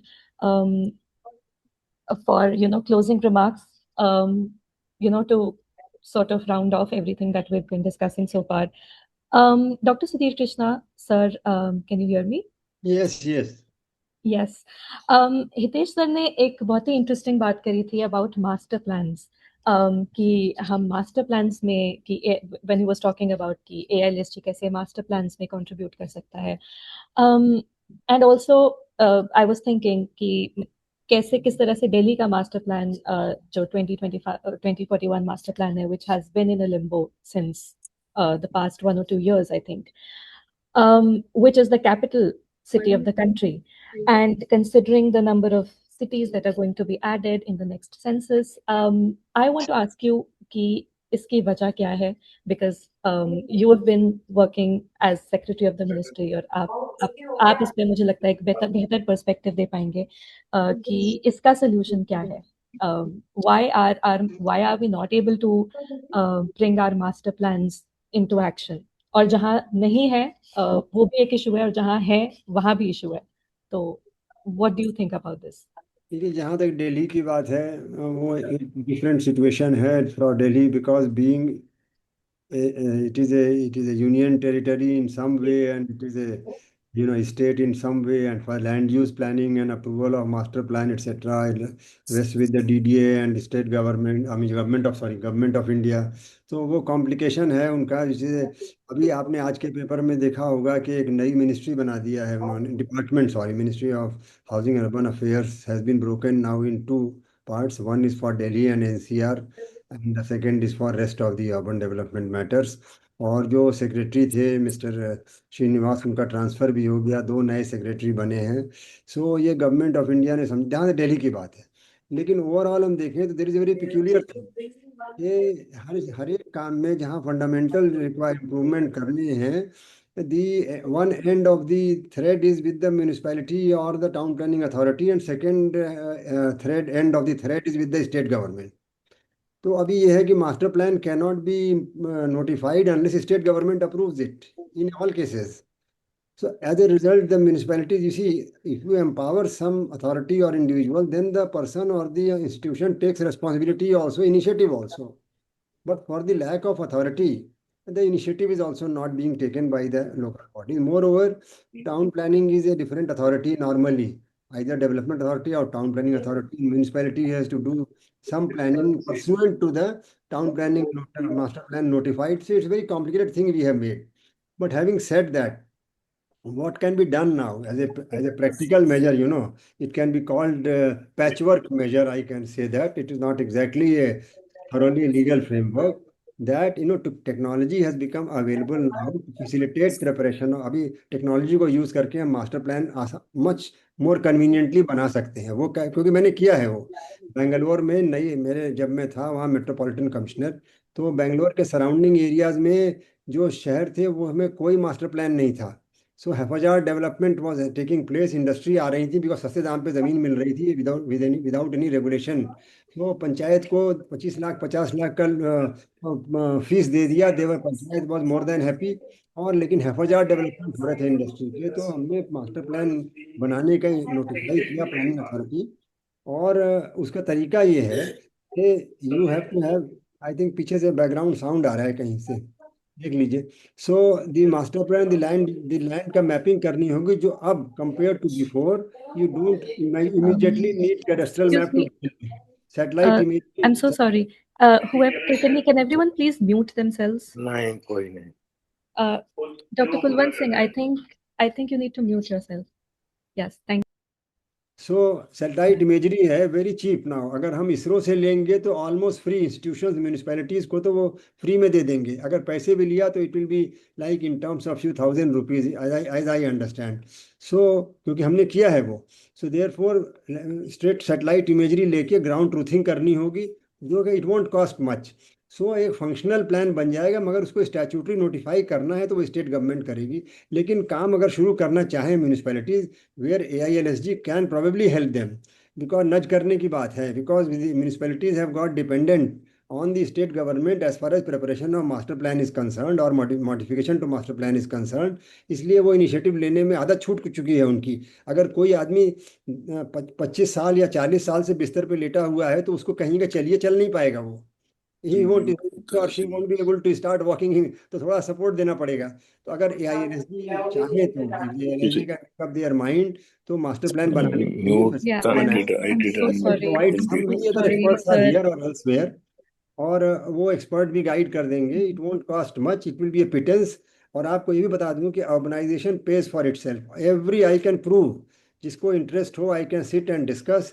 every single bit of investment in urban planning, urban development pays for itself more more than pays for the investment. Only thing is timeline may be there. You invest in 1 year, you may get return in 3 year, 4 year, or 5 year. That is why there are schemes of funding, loans, and so on and so forth. So that is not an issue. You prepare a plan, and the planning का fees से ही आपको पैसे मिल जाएंगे. A fees will not be much. People will be very happy to pay fees for something which gives them legitimacy for their activity, and definition are defined. उनका क्या land use है कल को, it won't be subject to dispute. So people happily pay. Fees will not be much. It will be reasonable. Fees will pay for it. It's a win-all situation. But what is the win-all means? क्यों नहीं हो रहा है? Because as I said that एक complexity हमने ऐसा framework बना दिया है जो कॉबवेब जैसा है. उसमें म्यूनिसिपैलिटी जो फंस के रह गई हैं, they are not able to come out of it. तो थोड़ा हेल्प करेंगे अगर. I mean, AILSG is one of the few organizations which has got strong, base and network. आप हेल्प कर सकते हैं. Definitely should be possible. बिल्कुल, thank you so much sir. आपने एक जवाब में दो चीजों का बहुत ही अच्छा जवाब दे दिया. I will quickly move on to Dr. Sneha Palnitkar, and I request everyone to now keep their answers brief क्योंकि हमें Q&A session में भी जाना है. Dr. Sneha Palnitkar ma'am, ma'am, are you there? Yeah, I'm listening. Hi.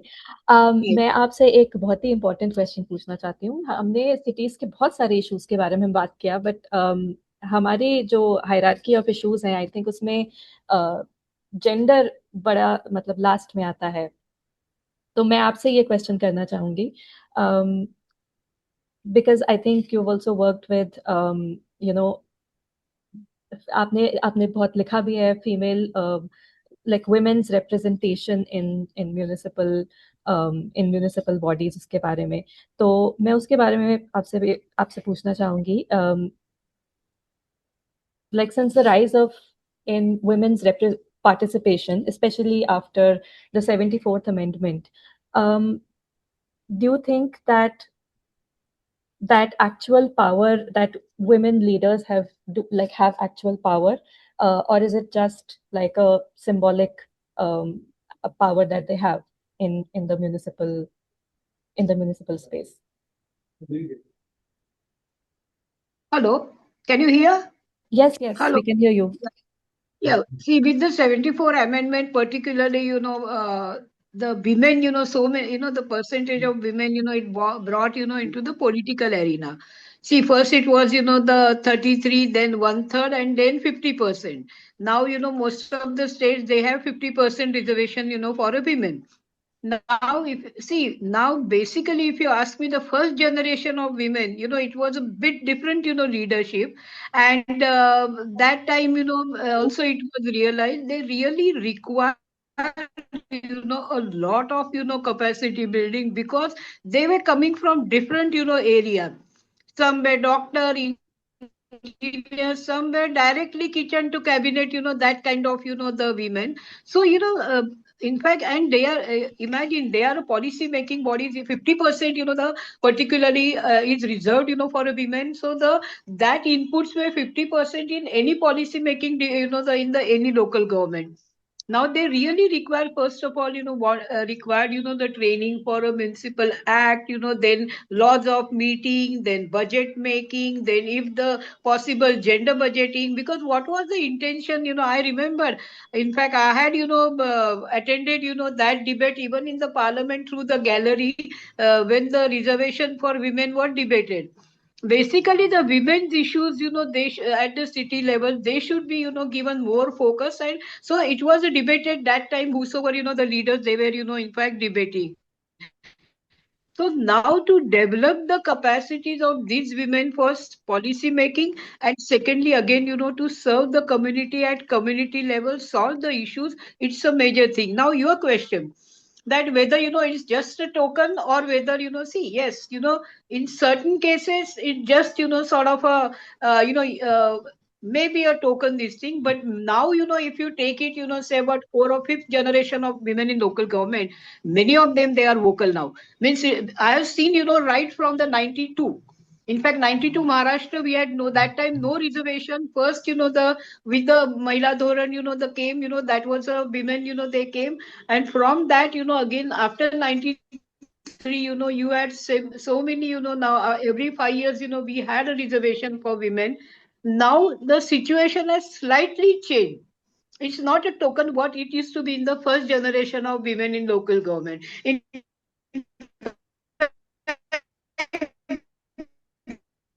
those who traveled, from the first leaders, than what they used to be men.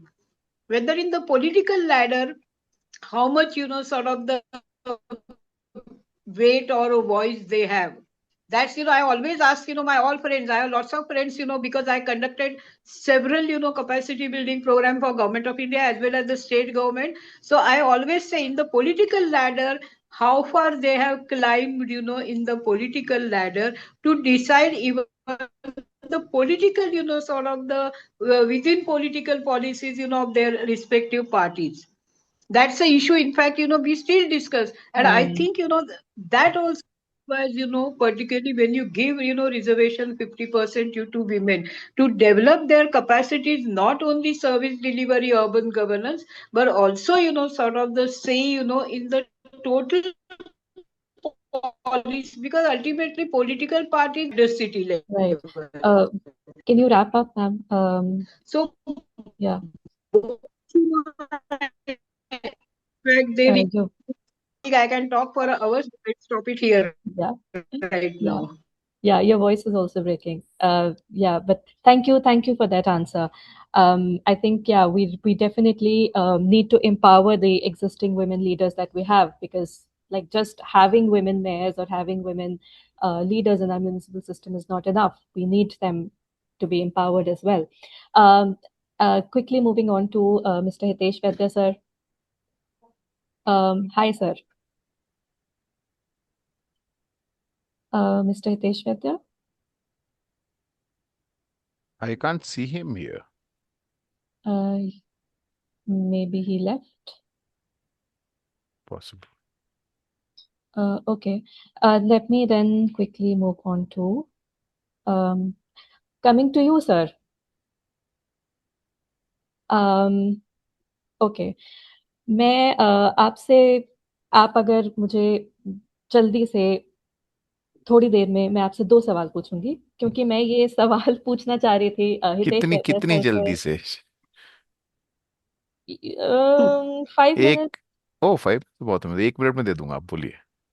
अरे great, I will hold you to that. हाँ I will give you 2 minutes, okay. हाँ हाँ। ये सवाल मैं असल में doctor हम्म mister Hitesh वैद्य sir से पूछने वाली थी, क्योंकि उन्होंने ये इशू रेज किया था लैंग्वेज का। And in a country like India, I feel like Indian cities में ये लैंग्वेज, एंड कंसिडरिंग माइग्रेशन इतना होता है, लैंग्वेज पहली बात तो ये अर्बन इश्यूज में शायद शामिल नहीं होता है, बट मुझे पर्सनली लगता है कि इसको it should be a bigger issue than, I mean, it should be a bigger issue, but I'm not talking about issue in the sense that कि वो एक political issue होना चाहिए, which it is largely, but in a country where there are so So many language, you languages. means the literal language or the urban language?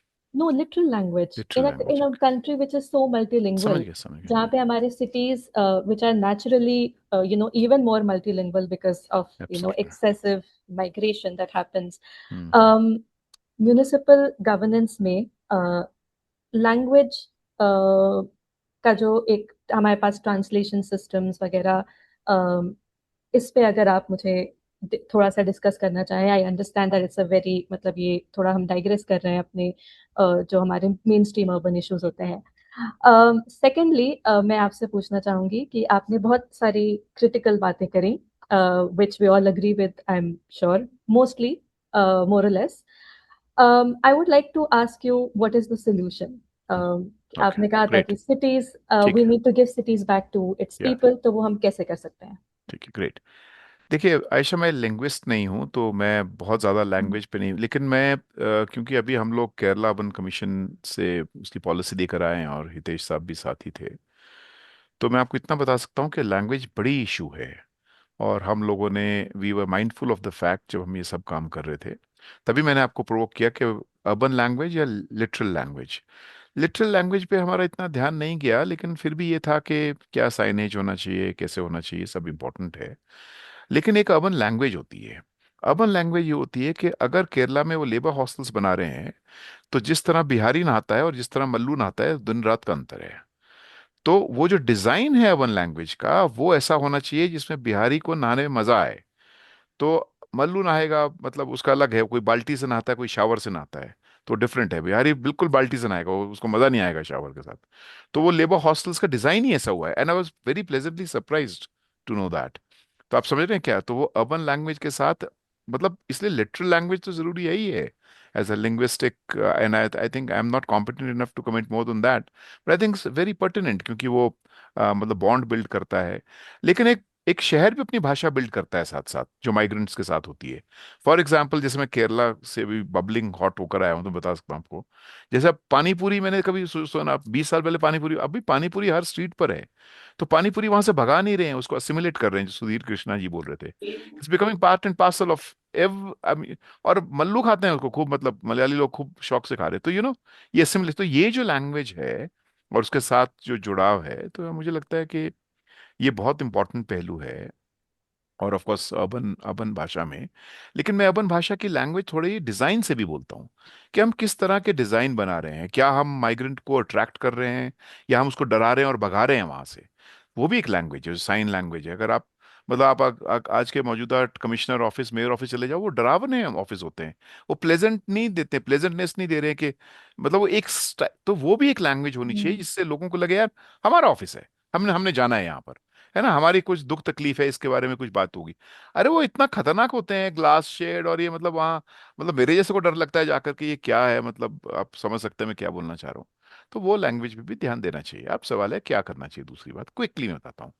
मैं बहुत ज्यादा फंडा मार के नहीं, थ्योरी में नहीं, मैं आपको बताता हूँ। आपको मुंबई का एग्जाम्पल देता हूँ। और ये मैं पीके दास है, जो मुंबई के जो बहुत जाने माने आर्किटेक्ट हैं, और उनके साथ मिलकर हम थोड़ा बात कर रहे हैं वहाँ मुंबई में। मुंबई के साथ ही जो all India of local self government के, वो इस भाषा को मेरे से ज्यादा समझेंगे जो मैं बोलना चाह रहा हूँ। वो ये है, अब रीडेवलपमेंट हो रहा है पूरे धारावी का। एक तरीका है जो अभी हो रहा है, और एक तरीका है जो हम बोल रहे हैं। हम बोल रहे हैं कि 90% वहां पर जो लोग बसे हैं, वो एक्चुअली मास्टर प्लान में है ही वो 90% हाउसिंग के लिए ही।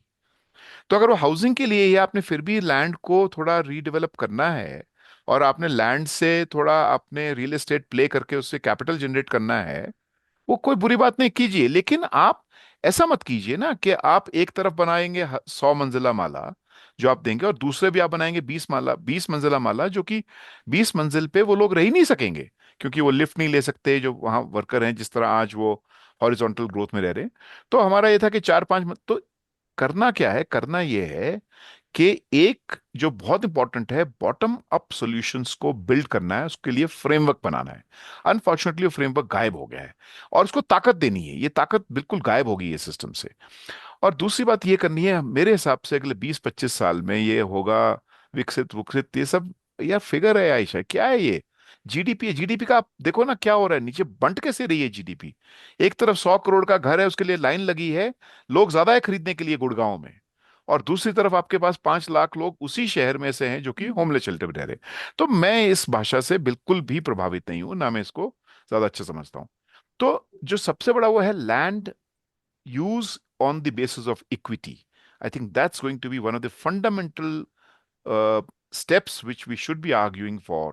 उसके आधार पर आप ज्यादा सस्टेनेबल डेवलपमेंटल मॉडल्स बिल्ड कर सकते हो। और जो सुधीर कृष्णा जी बार बार बोल रहे हैं, उसमें बहुत गंभीर बात है एक्चुअली, वो उसके बिना ये नहीं हो सकता है। या Yeah, thank you so much. It was a little over 2 minutes, but it was a great answer. Thank you so much. Coming back to our last panelist, Dr. Kulwant Singh. Yes. Yes. Ayesha. Yeah. I would like to extend that question to you as well. I mean, to sort of close off the discussion over here, I would like to end it with kind of an anecdote. कि जब यहाँ पे pollution बहुत ज़्यादा होता है दिल्ली में, तो I was once talking to my brother.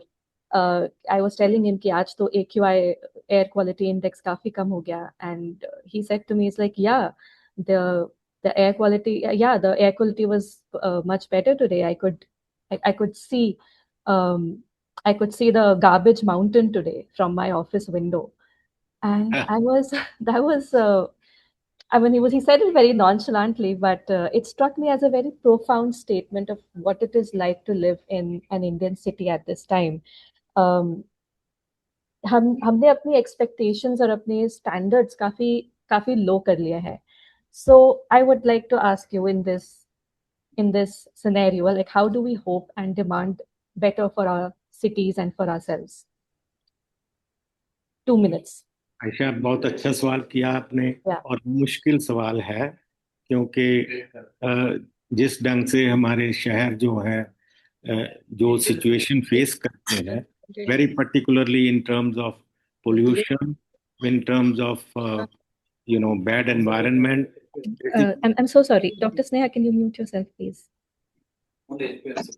Am I audible or not? Yeah, sorry. Yes, can you please?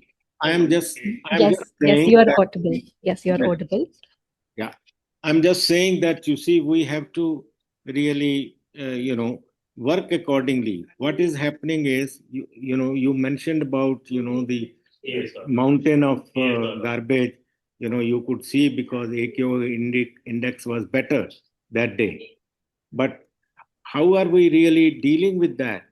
I live in Gurgaon and I find that, we are not able to manage Bandwadi, for the last so many years. And Bandwadi is now much more, having garbage. That is also true for most of the cities. So basically, main issue दो हैं, I would say. One is managing the waste, other is managing the transport. And transport also, for example, there is a lot of emphasis, जैसे कहा गया पहले कि metros के ऊपर बहुत खर्चा हो रहा है, but we are not able to take care of, I would say that non-motorized transport, which is much cheaper in terms of building the pedestrian paths, in terms of cyclists and other types of non-motorized transport, but we are just ignoring that. Similarly, so these are the two major reasons which are really impacting the cities.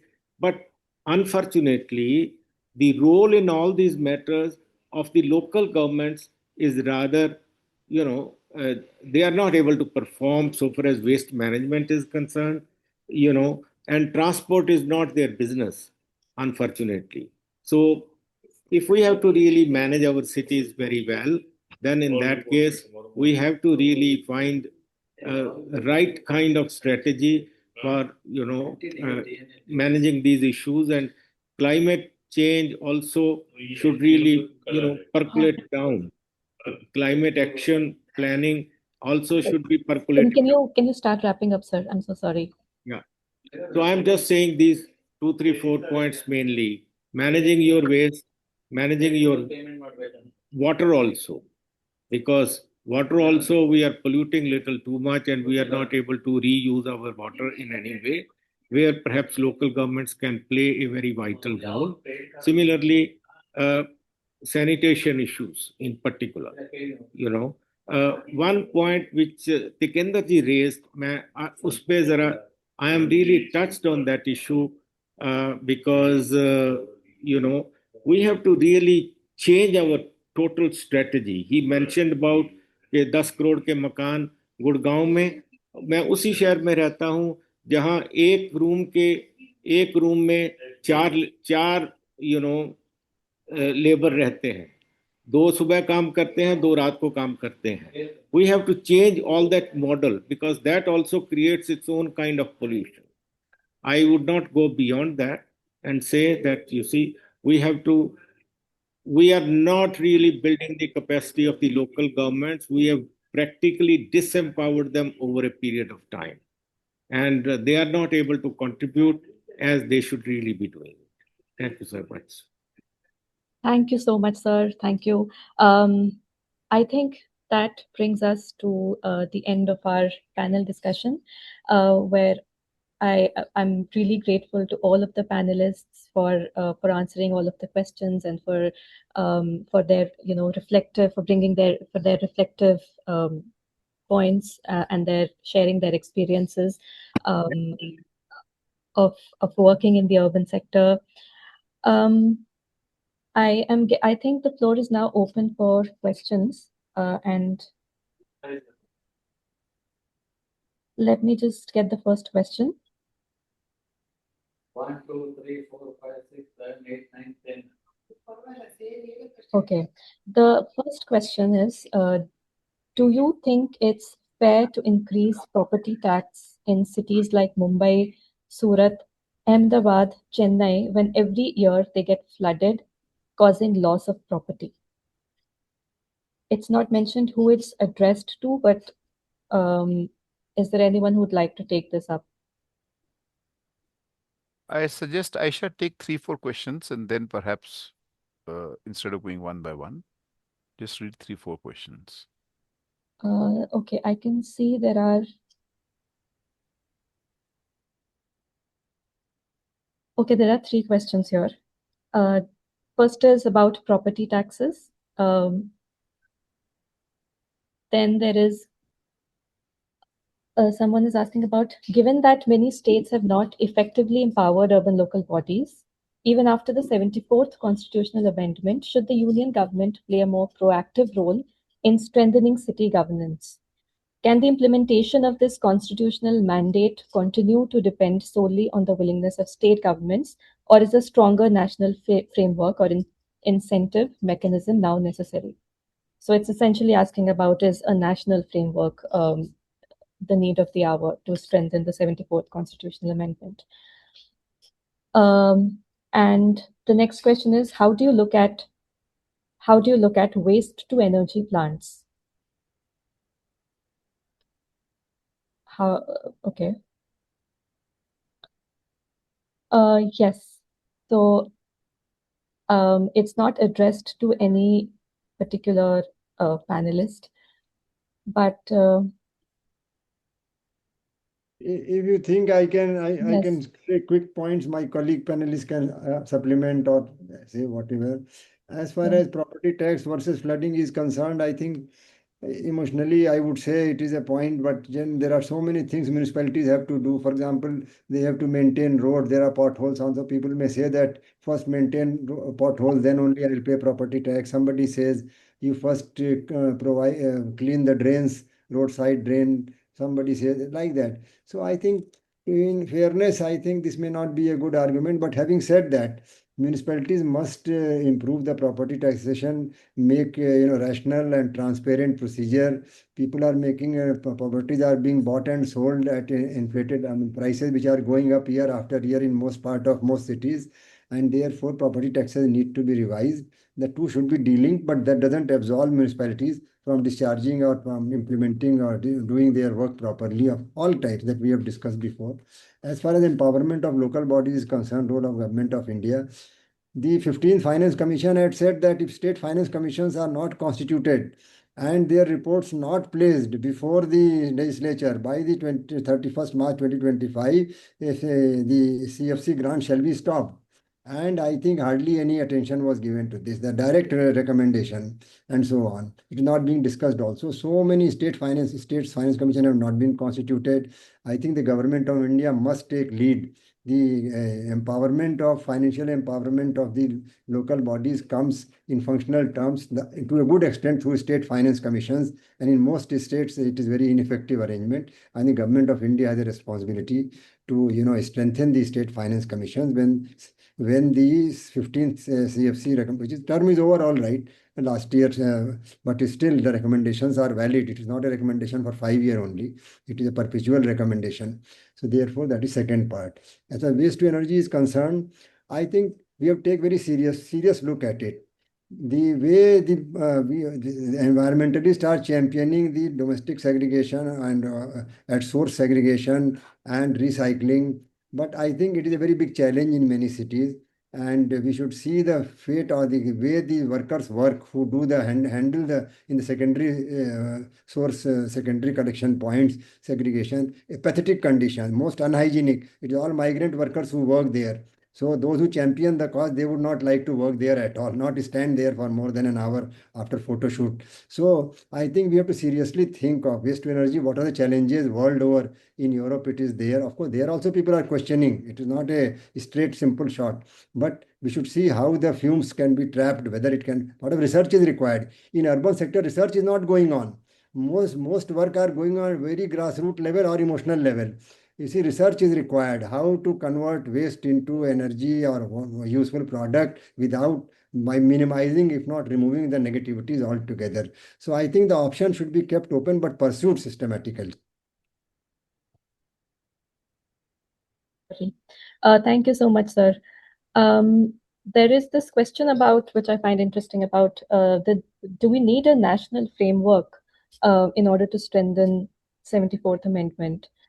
Is there anyone who would like to take that up? Okay, so because let me just try to engage with this question. Also, because I was the one who reviewed the 74th Constitutional Amendment along with K.C. Sivaramakrishnan. I think we need a national framework, despite the fact that urbanization or urban development is a state subject.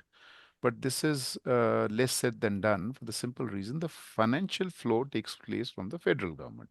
And as Sudhir Krishna ji was pointing out, the whole question of finance commission, how the devolution takes place, I think that is important. So framework is definitely required. And also because of the fact when the 74th Amendment was written, migration was not an issue at all. Climate change was not an issue at all. So how do you grapple with these realities? So I think a framework for sure would be required. But as again I go back to Sudhir ji, the whole question of the research, development, science and technology, I think all that should be embedded into that framework. I mean, who is to guide whether there should be a waste to energy plant or not? For example, come to the Himalayas. I think we are grappling, Sudhirji, far more than what you are grappling the plains, because something that we don't produce. I mean, the whole question of EPR, I mean, it doesn't apply anywhere in Himachal. For the simple reason, producing in Gurgaon and dumping in Ladakh and dumping in Himachal Pradesh. So it's a very large space that needs to be seen, and it cannot be seen by the municipality itself because the municipality is not producing. So I think that framework is required. Then I would also like to respond to the why also, because the financial question is not just about property tax. It's also about the the last couple of years, the total cess money has jumped to somewhere around, you have devolution from the GST, from the income tax, but there's another money that is being outsourced from the cities, which goes to somewhere around 6 lakh crore rupees annually. 5 years, that jumps to almost 30 lakh crore rupees. And it is a non-divisible pool. This is the city's money. I mean, who is deciding how this money is to be devolved? It doesn't come even under the Finance Commission framework. It goes beyond that. It's the cess money. It's jumped to almost 1.9 to 2% of the GDP. And so I think it's large money that exists there, and that goes on the wish and the fancies of the federal government. So I think it is important that we talk in that language, and we were very critical of the 16th Finance Commission where they didn't utter a word on that. Of course, they spoke about and then also I think a share of the GST must be parted. I think Maharashtra tried that experiment. I don't know. Jairaj is the best person to guide us whether that succeeded or not, but that they had embedded in the framework of the GST that some portion of the GST collected will be going to the and of course Kerala was a different model where you had the planning, the 40% initiative of the planned budget was going to the cities. Now, lastly, I think if you could just read that question that is directed to me directly, is about Yes. the cities. Something about cities, whether cities would. Who What was currently controls our cities, and how do we change that? So I think there are multiple forces that controls the cities. It's not just one. How do we change that? Once again, I go back. Let cities be give the cities. I mean, there are two rights that I've always right to the city. That means the rights of the common people vis-a-vis, you have potholes, you have et cetera, et cetera. So, reclaiming the right of planning in the city, but also right for the city, which means, I mean, the city also requires it. It's legitimate right of due finances, of the legitimate space for planning, and so I think the best thing that can be done, what cadastral maps. Sudhirji, by the way, in Kerala, I mean, you go to, I mean, any data, any patch of land can be layered. I mean, they have phenomenal work that they've done. Of course, that was part of the policy framework that we did, and you can lay it on the cadastral map. I mean, the 13 layers of data that you find on one patch of land. Despite that, what is important, Ayesha, lastly, I want to say is planning has to be parted to the cities, and there has to be a larger framework. This was the essential, quintessential element in the 74th constitutional amendment, in the 12th schedule in 18 subjects. This is the foremost thing, and the foremost thing has not happened anywhere. Maybe Maharashtra, some things are happening. So, I mean, what do you do if you have a city governance? So it is more to do with city governance. Okay.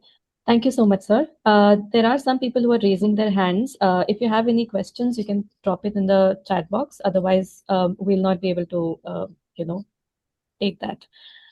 So as I can see, there's one more question in the chat box. We'll take that and we'll end the discussion.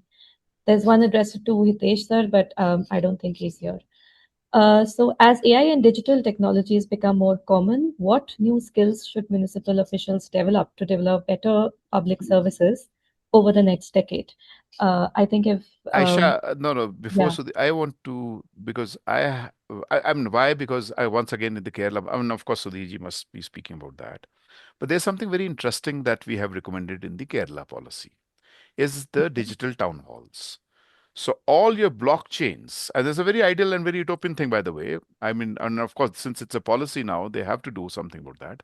All the blockchains, all the data that exists in the framework of the city must be subservient to the city governance structure. Now, what does it mean? So therefore, what we've suggested is digital town halls, and at the same time empowering the cities, building their capacities. And there's a proposal to have a digital advisor to the mayor in at least the 6 municipal corporations they have. Because this is going to be one of the largest arenas for capital aggrandizement and capital accumulation. I do not want the cities, of course, that accumulation has to take place.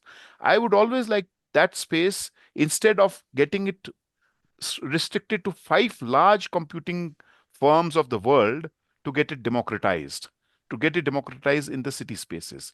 I think AIILSG has a great scope in building these capacities. And I remember meeting Yanis Varoufakis, the former finance minister of Greece, who's written this phenomenal work called Technofeudalism in the BRICS conference in Moscow. So both of us, we share the same argument. The cities are the spaces where democratization of digital capital can take place. And I'm glad this question has come up, but I think that's going to be the future. And to me, all the blockchains, all the digital transfer data that is, so you have to empower the city, and you have to build the capacity of the city. You can't have, you just say something and you don't provide advisors, you don't provide team. That's not going to happen. Yeah. Of course, Sudhir can take over. Yeah, you introduced very interesting ideas towards the end about techno-feudalism.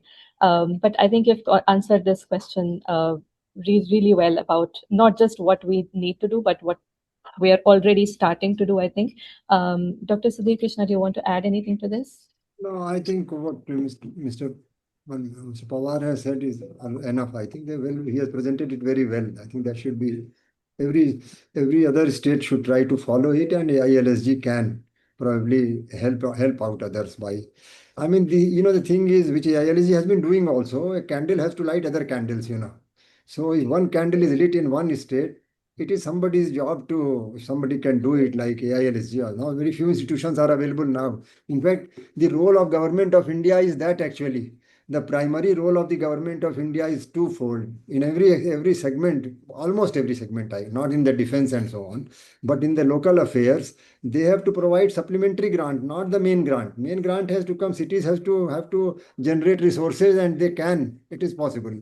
But plant ideas, transmit ideas from good ideas from one state to other. A very major role of spreading the knowledge and good success stories. So I think it will work. Yeah. Thank you so much. Thank you so much to all of our panelists. We're already a little over time, but I would, I mean, we had a wonderful discussion. That was the last question, I think. But as we come to the end of today's session, I'd like to invite some closing reflections from AIILSG and INHAF leadership. We have Mr. Kirti Shah here, and yeah, Ravi sir is here. Sir, would you like to have some closing reflections?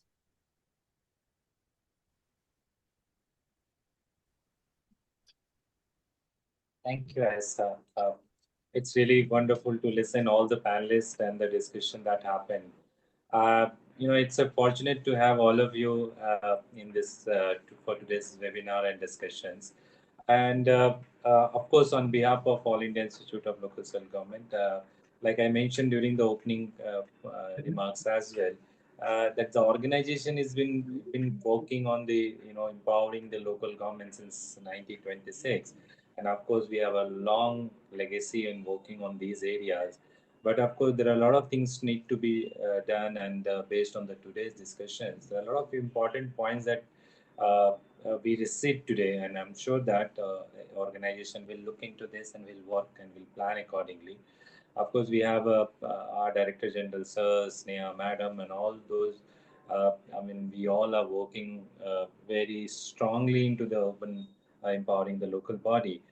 At the same time, like mentioned in the morning, organization has been improving their own capacity as well. So we have a lot of areas and the team that we have been adding into our system. We keep adding the new centers and new programs so that we can reach out to the local bodies. Today, like we have more than 55 centers across India. We are trying to reach out to maximum number of urban local bodies to provide support. Like today only we received one of the latest from the Nagaland, and they were saying that we need really a lot of training programs. So nobody really comes to these places. I know the mainland and of course the areas which is very well connected. Many consultant and organizations been working and providing their support. But look at when we're working on the Arunachal master plan, I'm telling you, it's really difficult to reach in some of the cities, and still AIILSG work. And same way, the training programs and the activities that we've been working in almost all the parts, including some of the places in maybe Lakshadweep or maybe Andaman Nicobar areas as well. I think there are a lot of new things that we have learned today, and I'm sure that of course with the ideas and the guidance from all of you, we will be able to work on the incoming time, and such kind of exchange programs and activities. We keep working and we'll keep working into that. As you know that this is one of the years where we are organizing so many activities and programs. And with my last point, that we will be really looking forward to all of you in our World Mayor Forum that is happening in Mumbai as a part of the final celebration of centenary year. And we would be very happy to see all of you and your contribution to the discussions during that World Mayor Forums. And of course, once again, thanks all of you for really insightful your sharing the insights and everything. And thanks all of you once again. Thank you very much. Over to us. Thank you so much, sir. And last but not the least, thank you to all the participants who have stayed in such large numbers towards the end of the session. And as it started, I would like to hand it back to Mr. Kirti Shah. Thank you so much. Yeah, the floor is yours now. Thank you very much. I think thank you very much to all the panelists for a very rich discussion, a number of ideas, and very persuasive sort of presentation. So thank you very much. I don't think that I want to kind of summarize anything, but essentially want to kind of make 2 points very quickly in about 1 minute.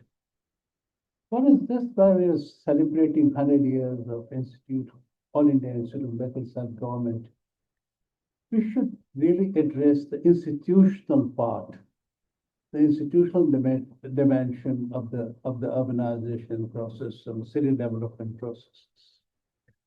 We talk about I think resources. We talk about investment. We talk about infrastructure. I think we require a large number of very innovative institutions. We're going to think the institutional part afresh, and I think there can't be better occasion than 100 years of all Indians to make a self-proud. So that's number one. Number two is this, that there is no running away from the fact that, despite all that has happened and is happening, there's a great need to strengthen local self-government. We go on quoting, the statistics, that South Africa and Brazil is 6% of the GDP, and India is just about 1%. But that's a huge gap, which really means there's a lot to be done in terms of capacitating and capacitating, not only in the context of resources and finances, but every conceivable way, there's a lot to be done. So that's the second point. Third point, and I think which I have learned from the National Commission on Urbanization, and something that I'm repeating all the time is this, that one of the important new identity of the cities are that they're not only dormitories, they're not only places to stay, they're not only, I think, housing. And therefore the municipal function, the function of the local self-government is not only providing water, but looking after the whole dimension of cities' new role as engines of growth. It requires a huge amount of rethinking in terms of institutional development, how we look at cities, how do we plan them, where do we find resources from, and the whole aspect of employment generation, livelihood creation. It's a huge task, and I think I need to come up and do that. And on the last point, something that is very dear to my heart is this, that we have been kind of looking at, I think, an informal sector, not the kind of depth it requires. If it generates 30% of GDP, and if 80%, 70% of the employment is in the informal sector, we can't really equate it, in the context of slum improvement and slum development. It requires a huge understanding in terms of how do we integrate the informal sector economy into urban economy. We're not thinking about this at all. We're essentially talking about solving some problems. And I think time has come, a very important time has come, where we do look at informal economy as an integral part, as a life force of our cities, because that is where people are, that is where employment is, that's where real life is. And then we really kind of, provide space and dignity to all that. So that's kind of, very quick reflections. Thank you once again to All India Local Self-Government for partnering this. We agreed to do not one, but I understand 3 webinars. We hope we will sit together and plan the other 2. So thank you very much for your contribution and participation. Thank you very much. Thank you. Thank you. Thank you, sir. Can we have a quick screenshot photograph? Jessna, are you there? If we can switch on our cameras, I think that would be nice. Thank you. Okay. Bye-bye. Good evening. Okay.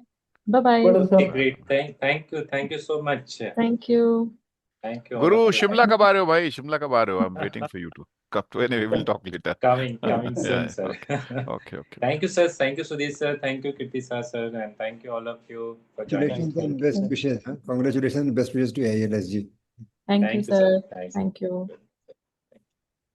Thank you, Sudhir sir. Thank you. Thank you very much. Thank you, sir. Ravi sir, thank you very much.